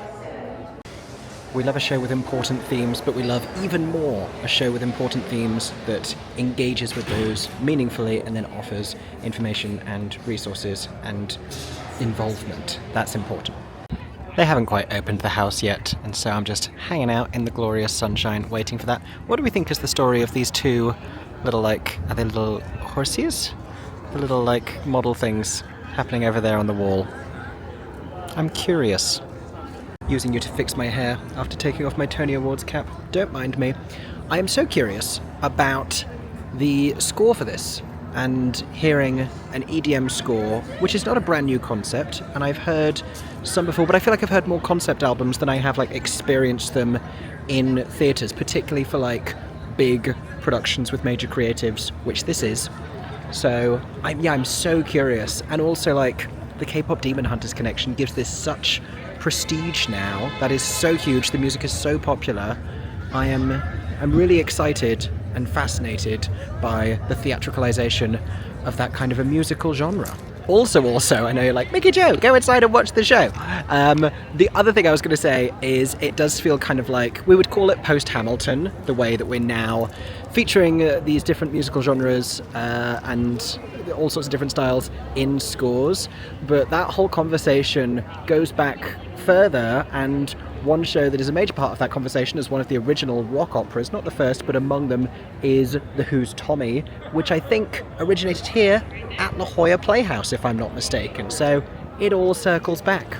I was just heading back inside because now the house is open, but I was noticing these names on the floor, which I am assuming are people who donated. Well, I don't know. This one just says Thoroughly Modern Millie, which is one of the shows that played here pre-Broadway. This one says Just Gypsy. Some of them are businesses, some of them are groups, cute little dedications, some of them are just names. I don't know quite what the story is with these, but I'm enjoying... Oh, look at this. Jersey Boys, Frankie Valli, Bob Gaudio, Tommy DeVito, Nick Massey, The Four Seasons. And I have made it into the auditorium. I am in the orchestra seating, which is quite raked up here. We do have a balcony level up there as well. We have this fascinating set design here with all of the lights that you could possibly want, as well as all of this gorgeous neon as well. This is the program, not playbill, larger than a playbill, for the Heart here at La Jolla Playhouse. I will see you for the curtain call.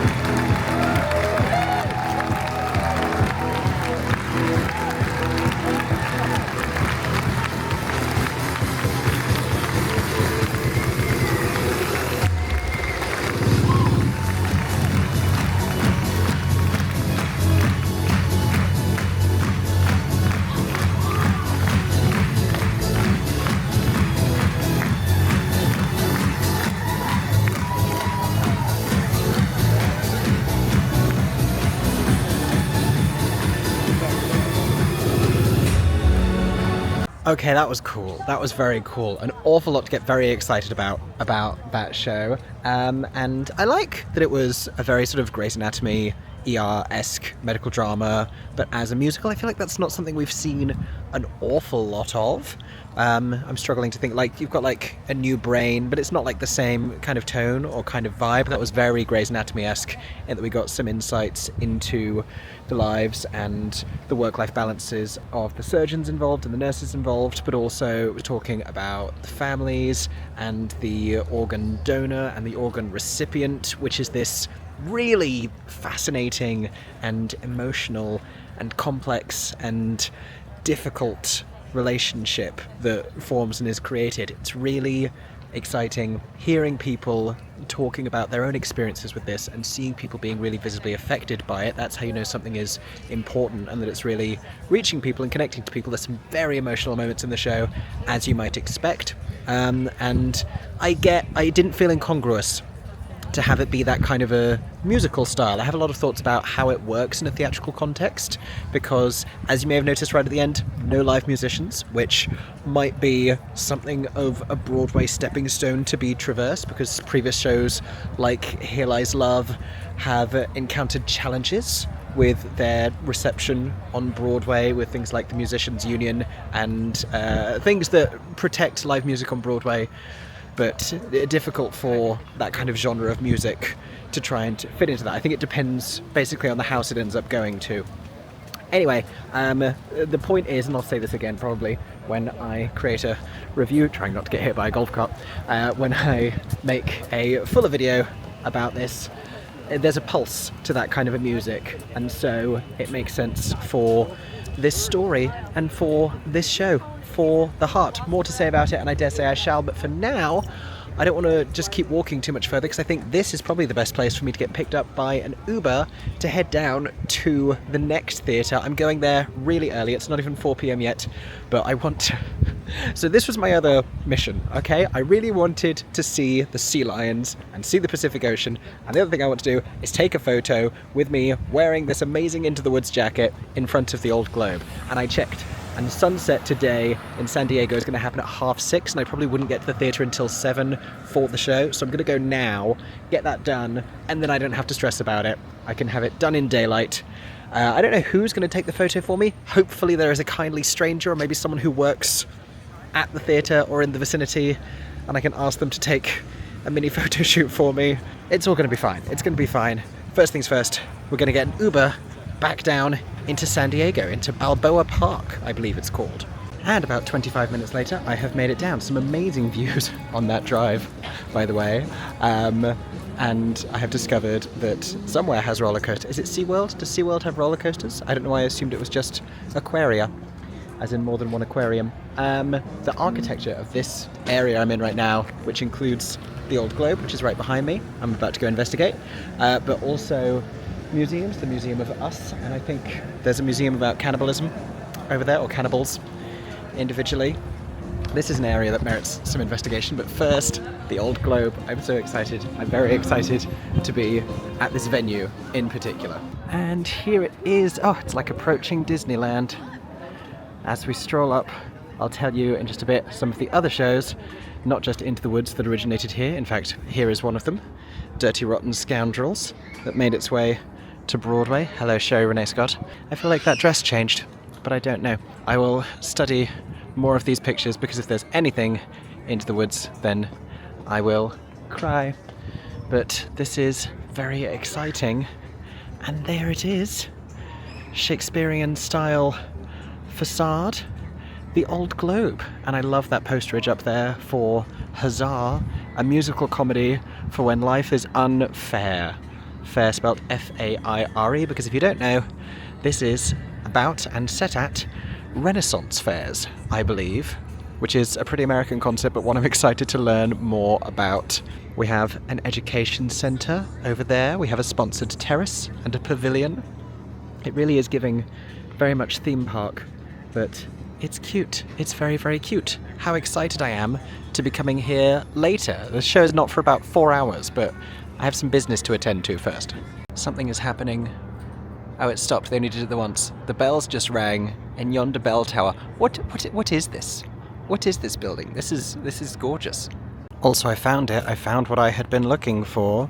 We have, I think that's an image from, yeah, that must be an image from Into the Woods when it was here at the Old Globe. That's Joanna Gleason. That's an earlier version of costume design for Cinderella and the Prince, maybe. And that's Stephen Sondheim in rehearsals for it here, or an image of Stephen Sondheim in rehearsals for something somewhere, but exciting nonetheless.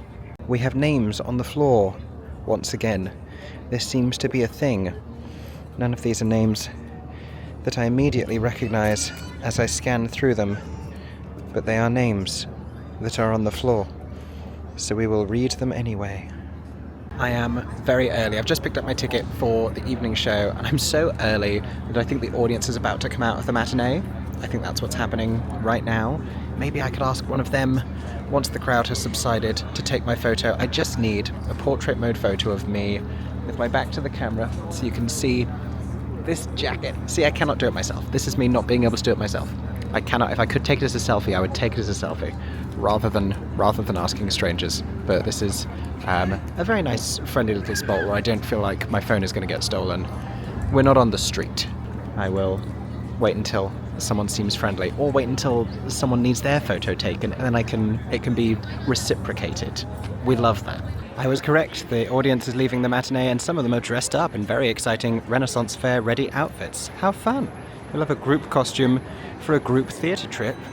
This is also worth pointing out here. Lots of people taking photos with this, celebrating 90 years of the Old Globe here in San Diego, which means they have a very big anniversary coming up in a few years' time. I spot Casey Likes. Is that from Almost Famous? It's not Back to the Future. And that didn't play here anyway. Dirty Rotten Scoundrels, like I said. And a handful of other productions. I see Chita Rivera. I see some Shakespeare. I see George Takei in Allegiance, I think. I see... is that Eden Espinosa? Lots of history. A production of Hair here at the Old Globe. As you would expect with a theatre that is celebrating 90 years. I went to go and help a group take a photo because one of the group was taking the group photo, and I went to go and offer, like, do you all want to be in it? But then someone beat me to it and offered first, and I can't then be like...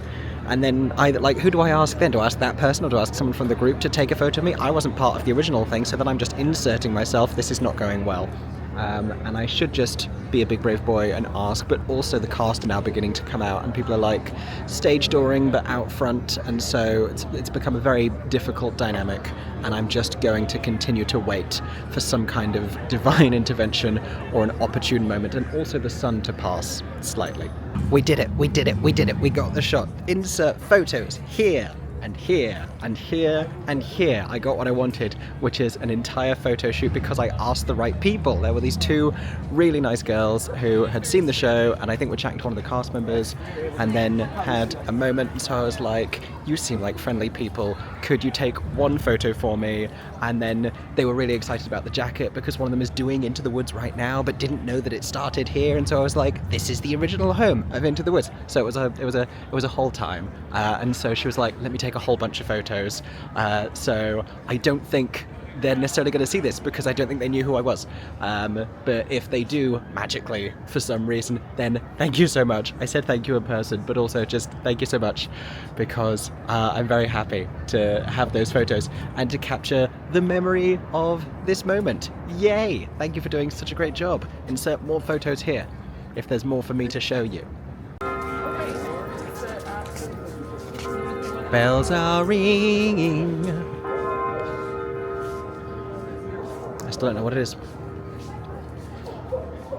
Now, as much as I could just hang out here for like 3.5 hours, I'm not going to do that. I still have a couple more things to cross off my bucket list, one of which is Mexican food, which I think I might need to leave the park for. Is that another wedding?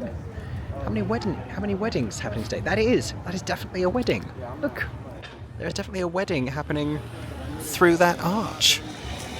Wow. I do want to walk around this area and A, try and figure it out, and B, show you the scene that I arrived to, because my context for theatre in the middle of a large, very large public park that also has a zoo in it, specifically was Regent's Park Open Air Theatre or the Delacorte, and I believe the Old Globe also has an outdoor space. I heard two patrons discussing the fact that they hadn't seen anything there in a while. But to also have all of this architecture is kind of crazy. So we have Cannibals Museum on the other side. Absolutely, why not?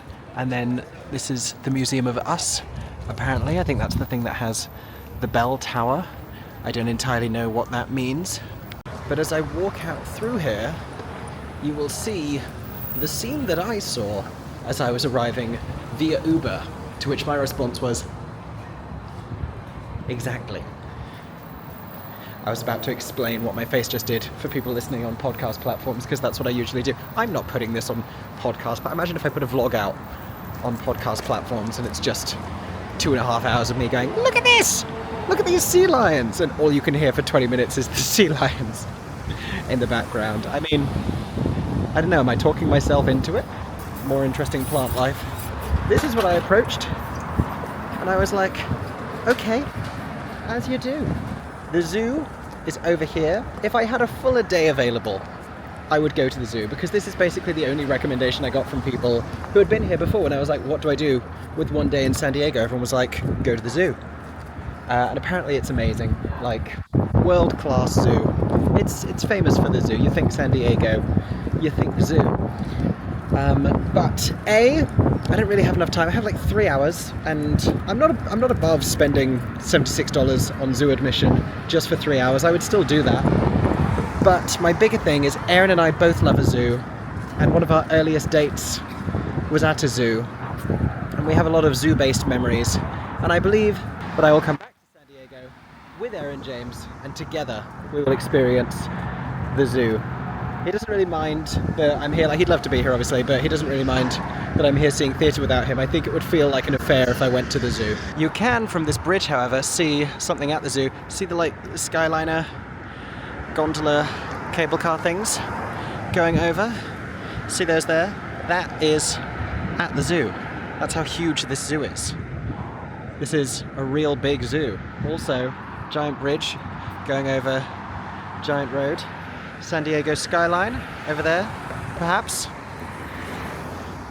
And yeah, this is the view that I got on the approach towards the old globe. I see the steps in the tower that you could climb if you want to. I don't think I'm going to do that, because honestly, the view is already pretty stunning. I don't think I'm going to be dinner hungry for a little bit, and I could just like get some tacos if I do find the Mexican restaurant that I am searching for. But what I might do instead before then is just explore a little bit of this park. Okay, so this is not what I was expecting, because I was expecting greenery, but it is a cultural hub out here. Look at the architecture. Look at all of these buildings. This is stunning. We have a museum of art. We have various different spaces, galleries, gardens. This is giving more the Bethesda Terrace from Central Park in New York. That's what this feels a little more familiar of. Including the dancing buskers. Also part of that vibe. I'm going to walk this way. Speaking of Bethesda, I see an enormous, I was about to call it a girthy fountain on the horizon. Honestly, when I get there, you'll see what I mean. Also, looking at Mexican restaurants on my phone, all of which I think would be an Uber away, so I don't really need to think about location quite as much. Tacos El Gordo. I mean, I could go for some tacos. What do I want? What's that thing I got last time on the Upper West Side? You're not going to know the answer, but it is in a previous vlog. You could go and find it, but by the time that you did, it would be too late. What is happening with this architecture? It's gorgeous. This is all just completely stunning and picturesque, and like the sun is beginning to set. There's a sign above me for the Museum of Photographic Arts, the Model Railroad Museum, and the San Diego History Center. It's all here in Balboa Park. Imagine being a theatre critic in San Diego, and like this and La Jolla today are your pre and post show experiences. I just think they'd be much more relaxed. I think the temperament would shift. I don't think you'd be like the London and New York energy. I think it would be like, yeah, there's many frontiers on which this show could improve, but honestly, life is good. I walked by some trees. Okay, I think it was a little bit of an optical illusion because of the way the water is falling to the right, but it still looks like a pretty thick fountain. We will confirm as we approach. Got a natural history museum there on the left, and big old fountain. How cool is this? Look at this fountain situation. Very cool. At this point I'm just exploring with no particular sense of where I'm going. Here's a bridge. We're going to cross it. Not before we get to it, of course. They tell you that in the sayings, and I listened. Look at these! These are some cactus plants. And others. Oh, look at the little fluffy one. Look at this one. This one's tall. That's prickly right there. That's prickly right nice. Wow. These are, well, they have a lot of character. First spotted from the bridge, but you can still just about see it. Yeah, you can see it in the background there. Mountains. I don't think that's the direction that Mexico is in, nor do I think that's quite far enough to be Arizona. I think that's just mountains in Southern California. A good reminder, I suppose, that states and countries and cities are bigger than the little bits of them that become the most famous. When we think California, I guess we think like LA and Beverly Hills. Just like when I was in Chicago earlier this year, it's great getting to know a place beyond your perception of it. We have another waterfall here and some pretty flowers. I have found myself in a beautiful garden. This is nice. This is good. We like this. More fountain as the sun slowly sets here in San Diego. Apparently if I keep going in this direction there's a McDonald's. That's not really the authentic flavour that I was searching for. Not against it, it's not explicitly the vibe at this time. Oh, that goes down a long way. That is a valley. Oh my gosh, there's something called the Marie Hitchcock Puppet Theatre and the Comic-Con Museum, of course. Another thing that San Diego is well known for. SDCC. I wonder why they have that. See, I'm torn about this because the music this man is playing is going to get this video copyright striked. But he's got two dogs in helmets on the front and is, I guess, live streaming, maybe, with the camera, with the phone on a selfie stick out in front. You can just about see, or I can see the dog on the front seat. Is he doing a circle? Maybe we can subtly catch him again, but that was a sight to see, let me tell you. Let's check in on the dogs. Lots of people having photos. There was a lovely couple dressed as Tiana and Naveen taking photos. There were two parents and a baby, I assume, or two people who just stole a child, I don't know. But it's nice. Their photos are going to look nice regardless. I feel like they could have filmed some of the Star Wars prequels here. Where am I going and what will I find? Mexican food. That's the answer. Mexican food. What I crave without cease is Mexican food with all the Tabasco sauce in the world. Name that musical. Anybody? Not Sweet Charity, the next reference. The answer is Company.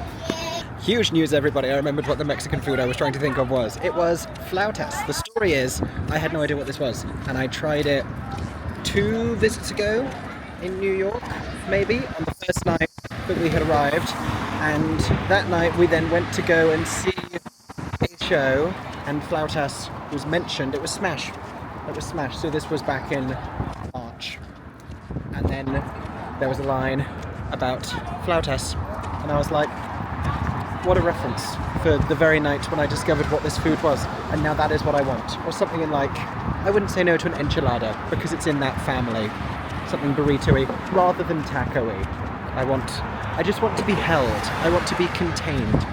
But I want flautas and I want a margarita. And the fact that I specifically want flautas meant that I could Google Maps that. And I found there are 2 restaurants in downtown California that seemed to resonate with that search. One was called La Puerta, which had come up a few times. The other one is called The Blind Burro. Either way, I'm crossing this bridge and I'm going to head to that. Downtown San Diego, which is the part I feel like we still haven't really explored. I saw a cruise ship in passing from the last Uber, but it would be cool to go a little bit closer to the waterfront. But I'm walking over this way so they don't have to drive in. I become very conscientious about where I make my Ubers go, and also it's better for me in the long run because I'm only going to be stuck in a longer journey if they have to do some sort of awkward turnaround. So I'm going to go down to the grid system over here and then book an Uber downtown to the vicinity of those 2 restaurants and see if I can get into either of them as a solo diner. Okay, just hopped in an Uber downtown to the Blind Burro, which is just over there. That's some kind of a sports bar happening, I think, because they all just cheered at the same time. But also, Margaritaville.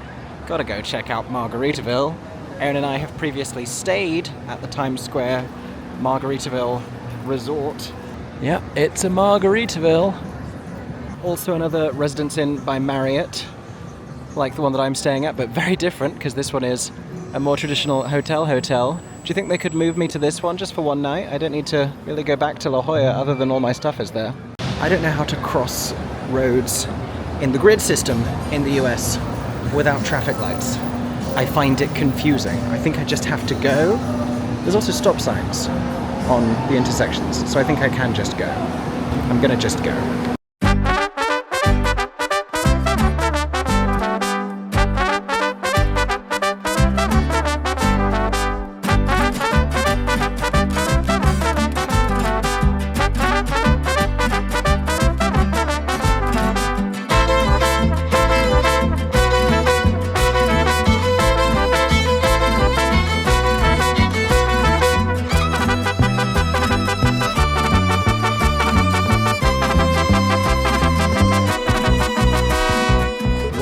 Old Globe. I was going to tell you about the Mexican restaurant, Blind Burro. I was going to tell you about it as we were waiting.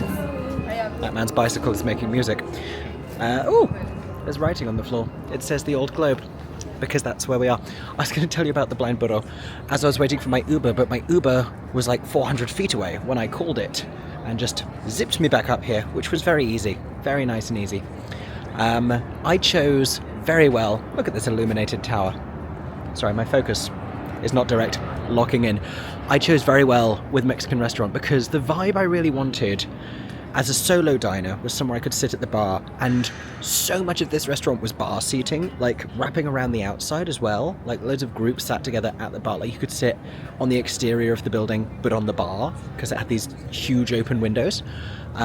So that was cool. So I sat at the bar and I tried a caramelized pineapple margarita, which was delicious, and then I had a mango paloma to follow that up with, and they didn't have flautas, but they had enchiladas, which was good, which was very good. So that was my dinner. Good choices were made, and now I am here, plenty of time, hour before curtain, here at the Old Globe. I'm excited to be here once more. We have some merchandise to go check out. I know this from Kate's vlog, so gonna go take a look at the merchandise and also see how different everything looks by darkness.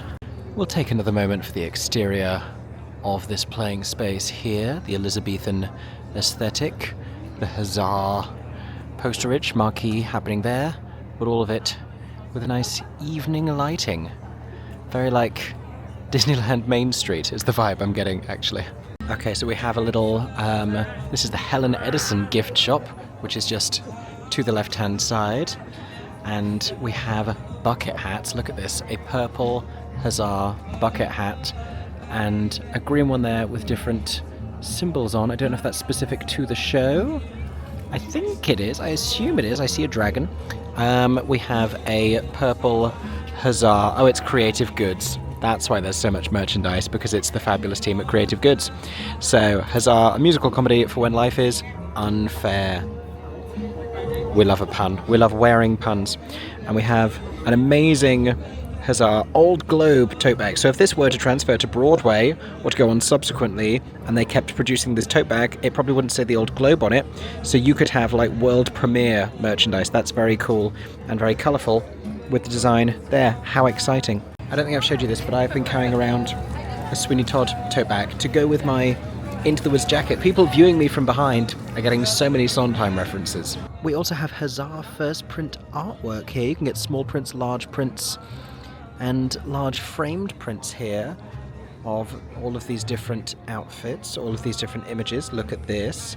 And we have some more bits and pieces here. You can see the prices for everything, including the stuff I've already showed you, the tote, the bucket hat, and, well, it doesn't list the t-shirt there, unless I'm missing it, but we have moon crowns, flower crowns, and Viking helmets. There you go, not official Huzzah merchandise, but they are related. We have, look at this, the turkey leg toy. This is going to go on my desk. I'm absolutely getting this. We have Romeo and Juliet key rings, Shakespeare key rings, and a little Huzzah ornament there as well. Very nice. Some of it's specific to the show, some of it's simply thematic. That's absolutely happening. But I could be tempted by a bucket hat. We have some more recognizable things here. These are scenery bags. It tells us about it there, but I'd have known these from a mile off. I'd have known that these are scenery bags. We love use scenery bags. If you don't know, they recycle costume pieces and props and turn them into handbags, into accessories. They do fantastic work, and it's all very green, and it's all very environmentally friendly. We love that. These are from the Old Globe's production of Hamlet. You can get an envelope clutch or a zipper clutch, and the great thing is that they are all also unique. As you can tell, I have a Wicked one with a One Short Day costume, and I love it. I also have a Bad Cinderella one that I got Grace McLean to sign when I saw SUFFS on Broadway. There are some Old Globe specific merchandise, but we also have a Huzzah, I would call that a sweatshirt, but entirely up to you. We've got a window card there as well, and some more prints here. Also just some capes hanging out in the corner. Shakespearean quote going on over here. There's the specific Old Globe merchandise I promised you. Lots of theatrical and Shakespearean specific merchandise here. It probably won't surprise you that I've seen a lot of Shakespeare merch in my lifetime. Listen, if you've been to the Globe, if you've been to the Royal Shakespeare Company, then You've seen, I mean, the National Theatre Bookshop sells these. You've seen these before. Some final Huzzah bits and pieces here because we have magnets. We have, what's the word for these? What is the word for these? It's like a tankard. There you go. It says it there. A stein, a glass tankard. And we also have enamel pin badges there. I assume turkey legs are a big fixture of the show because that's 2 different pieces of merchandise now featuring the turkey leg. So, I mean, I'm definitely going to get one. I've been a fool, everybody. I've been an absolute fool. Or it's the fact I had 2 drinks with dinner. This is a reversible bucket hat, and that's the inside. So when I was like, that's part of the show merch, I don't know what that is. It's the inside. Because look, purple and green on the inside. There you go. It's a reversible bucket hat, everybody. And I might buy, how much was it? I might buy it. Here's the plan. Here's what I'm going to do. Come intermission, because this show is 2 acts. Has an intermission once more. We love that. When intermission happens, I'm going to have made the decision. I like the show enough to get the bucket hat, or I don't. And frankly, that's all the review you're going to need. Did Mickey Jo buy the bucket hat? Sometimes I buy bucket hats for shows I don't like.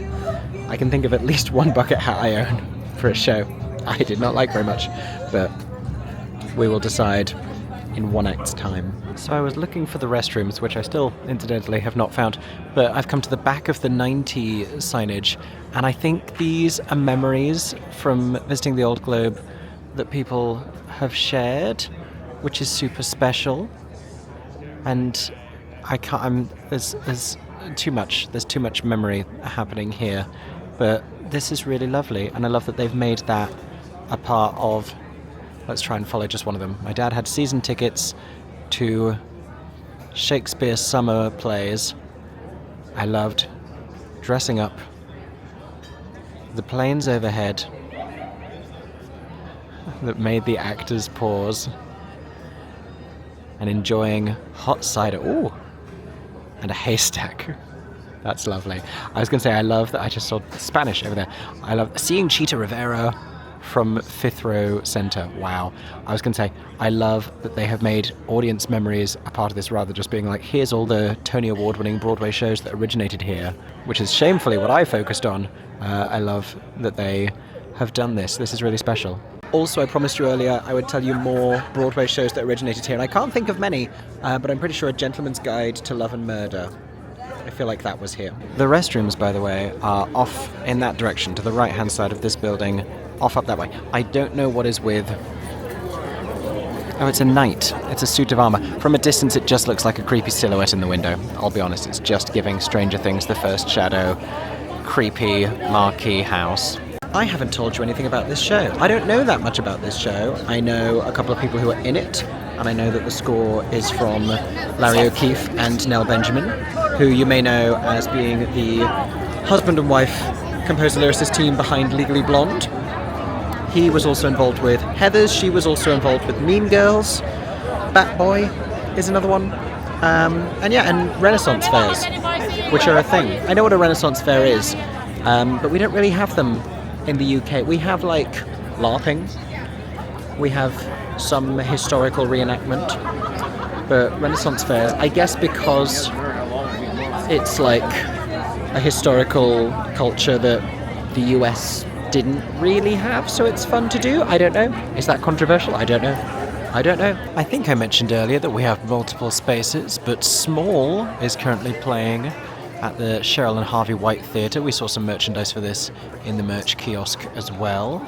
And on the subject of QR codes that may or may not work, ooh, there we go. We have alternate posterage there, directed by Annie Tipp, running through October 19th. On the subject of QR codes that may or may not work, especially at an angle, you can scan this for a digital program or text Dragons to 55741 for the digital program.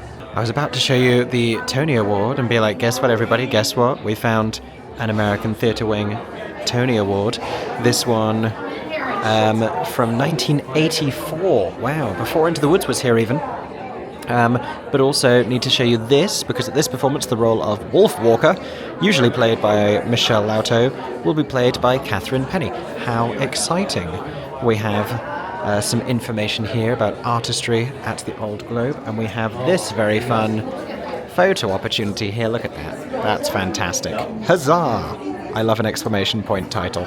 We have our program here. Once again, a program and not a playbill, and a little bit bigger. We also have a song list.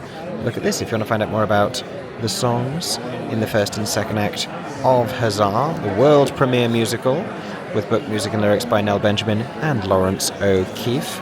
There you go. Oh, in fact, it's such a lovely song list. I have two. And information on the musicians and the lead production sponsors as well. There you go. This is my view of the stage, by the way. I'm in the orchestra row C, seat 103, and this is the auditorium. I will tell you more in intermission or after the show.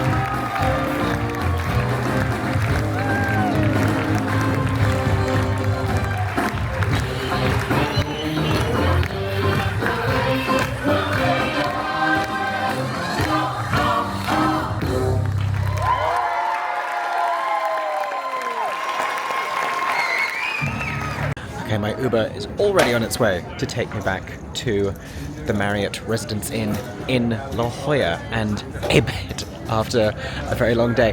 And I know what you're wondering, Mickey Jo, did you buy the bucket hat? I left you in something of suspense.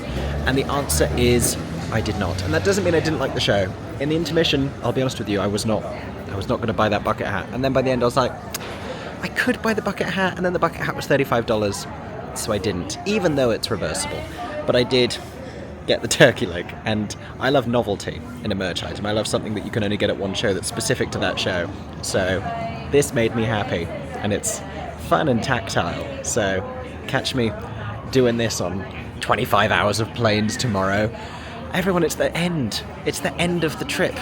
Oh my gosh. In the morning, I'm just waking up, getting some more hotel breakfast, maybe having another swim if I have time, because that was good. And then like at 9 a.m, heading to the airport. Honestly, I've probably got to get to the airport at 9 a.m, maybe leaving earlier.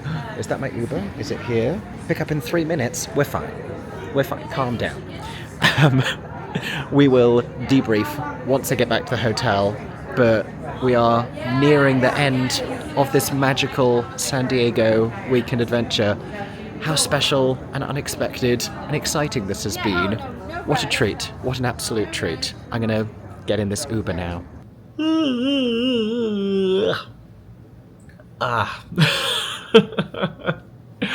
Oh, it's been a couple of days, everybody. It has been a couple of days. Microphone, there we go. The tragic part is that the journey back... Oh, I'm just going sideways. That's happening. The journey back is going to take, just as long as the journey here did, which took a real long time. I am all checked in to both flights. I am traveling to Denver, Colorado at 11:15 tomorrow morning. I won't bore you with an epilogue that includes content from the flights back. I think safe to just conclude it this side of that plane journey here in San Diego. But yeah, I've got like 3.5 hours in Denver before boarding a 9-hour United flight back to London, whereupon, just worth pointing this out, I am not going home. I am going straight into central London somewhere, can't remember where, to go to a rehearsal room for an imminent upcoming concert and film some brief interviews. And why I've agreed to that, I don't know. It was basically my idea, actually, and it seemed like a decent enough idea at the time. But for the record, when everyone says, and I guess this vlog is a great example of that, like that I have a really exciting life and I get to do lots of fun things and that I'm living the dream, yes, I absolutely am. But I also don't sleep nearly as much as I would like to. And don't get me wrong, I wouldn't trade it for anything, and weekends like this remind me of that and how much I love it and how amazing it is and how cool this has all been. But at the same time, there is something a little bit like Homer Simpson getting fed an infinite conveyor belt of donuts to it all at the same time. That being said, I have had the most amazing couple of days here in San Diego. Also, sunburn, that happened at some point today while I was telling you how warm it was. Saw SUFFS, saw National Tour of a show that I love. Didn't think I was going to get to see it, even as I was approaching, even as I was flying across the country. Didn't know if I was going to get to see it. That sort of set the tone for the brilliance of the entire weekend. Then saw The Heart, a musical that can and should go to Broadway. Honestly, lots to say about this one, and I shall. Stay tuned if I haven't already. But really fantastic performances, and felt very much like the new generation of musical theatre, like it was moving the medium forwards, and that's always something that I have a lot of time for, and that's exactly the kind of work that should be seen on Broadway. And then Huzzah, a show which utterly grew on me as we went through and was perfectly suited to the theatre that it was in. This is the best theatre that I got to visit all weekend of the 3 new theatres. I loved getting to go to the Old Globe, and I want to go back and kind of figure out all of its culture and all of its different spaces and the pre-show stuff and that courtyard area that people just hang out in. I was stood outside of that theatre for hours today at various times, and there were just always people coming up to it and in motion and moving around, and I was fascinated by that. Also, continuing to talk about Huzzah, which I just saw, Kate Shindle in the cast. My first time seeing Kate Shindle on stage, who I have loved since the Legally Blonde Pro Shot. Also Kevin Paraso of the Legally Blonde Pro Shot, who you will recognise from being Elle's dad, I believe, as well as gentlemen, get a hold of yourself. This is Harvard Law School, not Match.com. I got to interview him a couple of years ago on Broadway on the opening night carpet of The Heart of Rock and Roll, and he was really nice then. He told me to try a lobster roll, and I still haven't.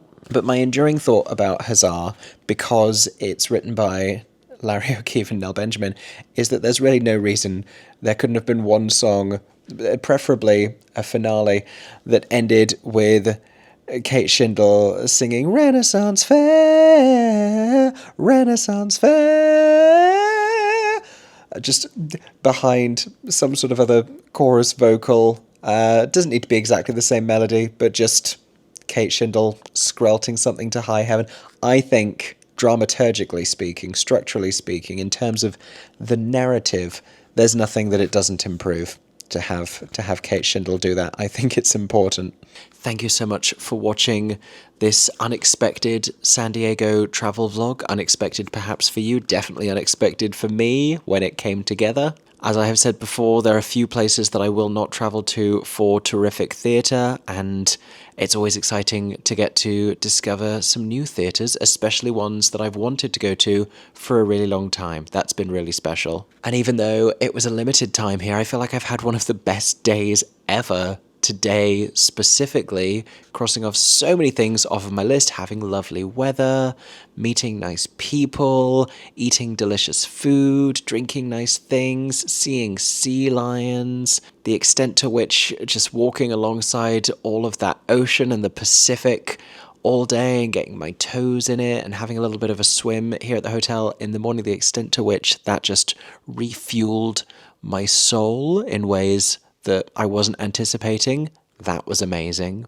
And I could keep talking about it, but I'm not going to. I'm going to watch Saturday Night Live on my hotel room television and slowly collapse, and hopefully, for the first time in days, get 8 hours sleep before a very long travel day tomorrow, which will mostly be spent editing this vlog. In the meantime, thank you so much for watching. Please share any thoughts, feelings, local San Diego tips, which will be moot at this point, but just like local insights if anyone is watching from San Diego and wants to share anything about any of the stuff that I did or didn't do. Please feel free to share it down below. And if you have any other questions, things that I forgot to say or didn't get round to, I will do my best to answer those. But in the meantime, stay tuned for reviews. I'm not necessarily going to talk about every single show that I saw on this trip, but there will be some review content coming in some shape or form.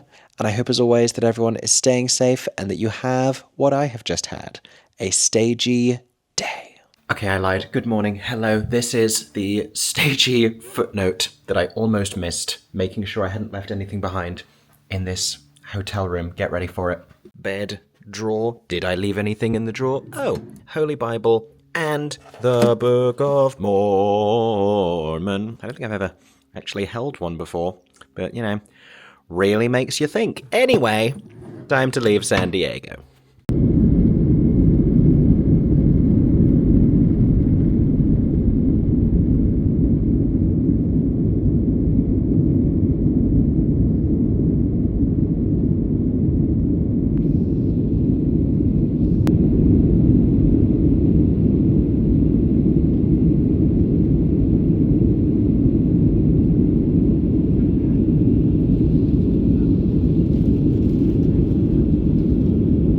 For 10 more seconds, I'm MickeyJoTheatre. Oh my god, hey. Thanks for watching, have a stagey day. Subscribe!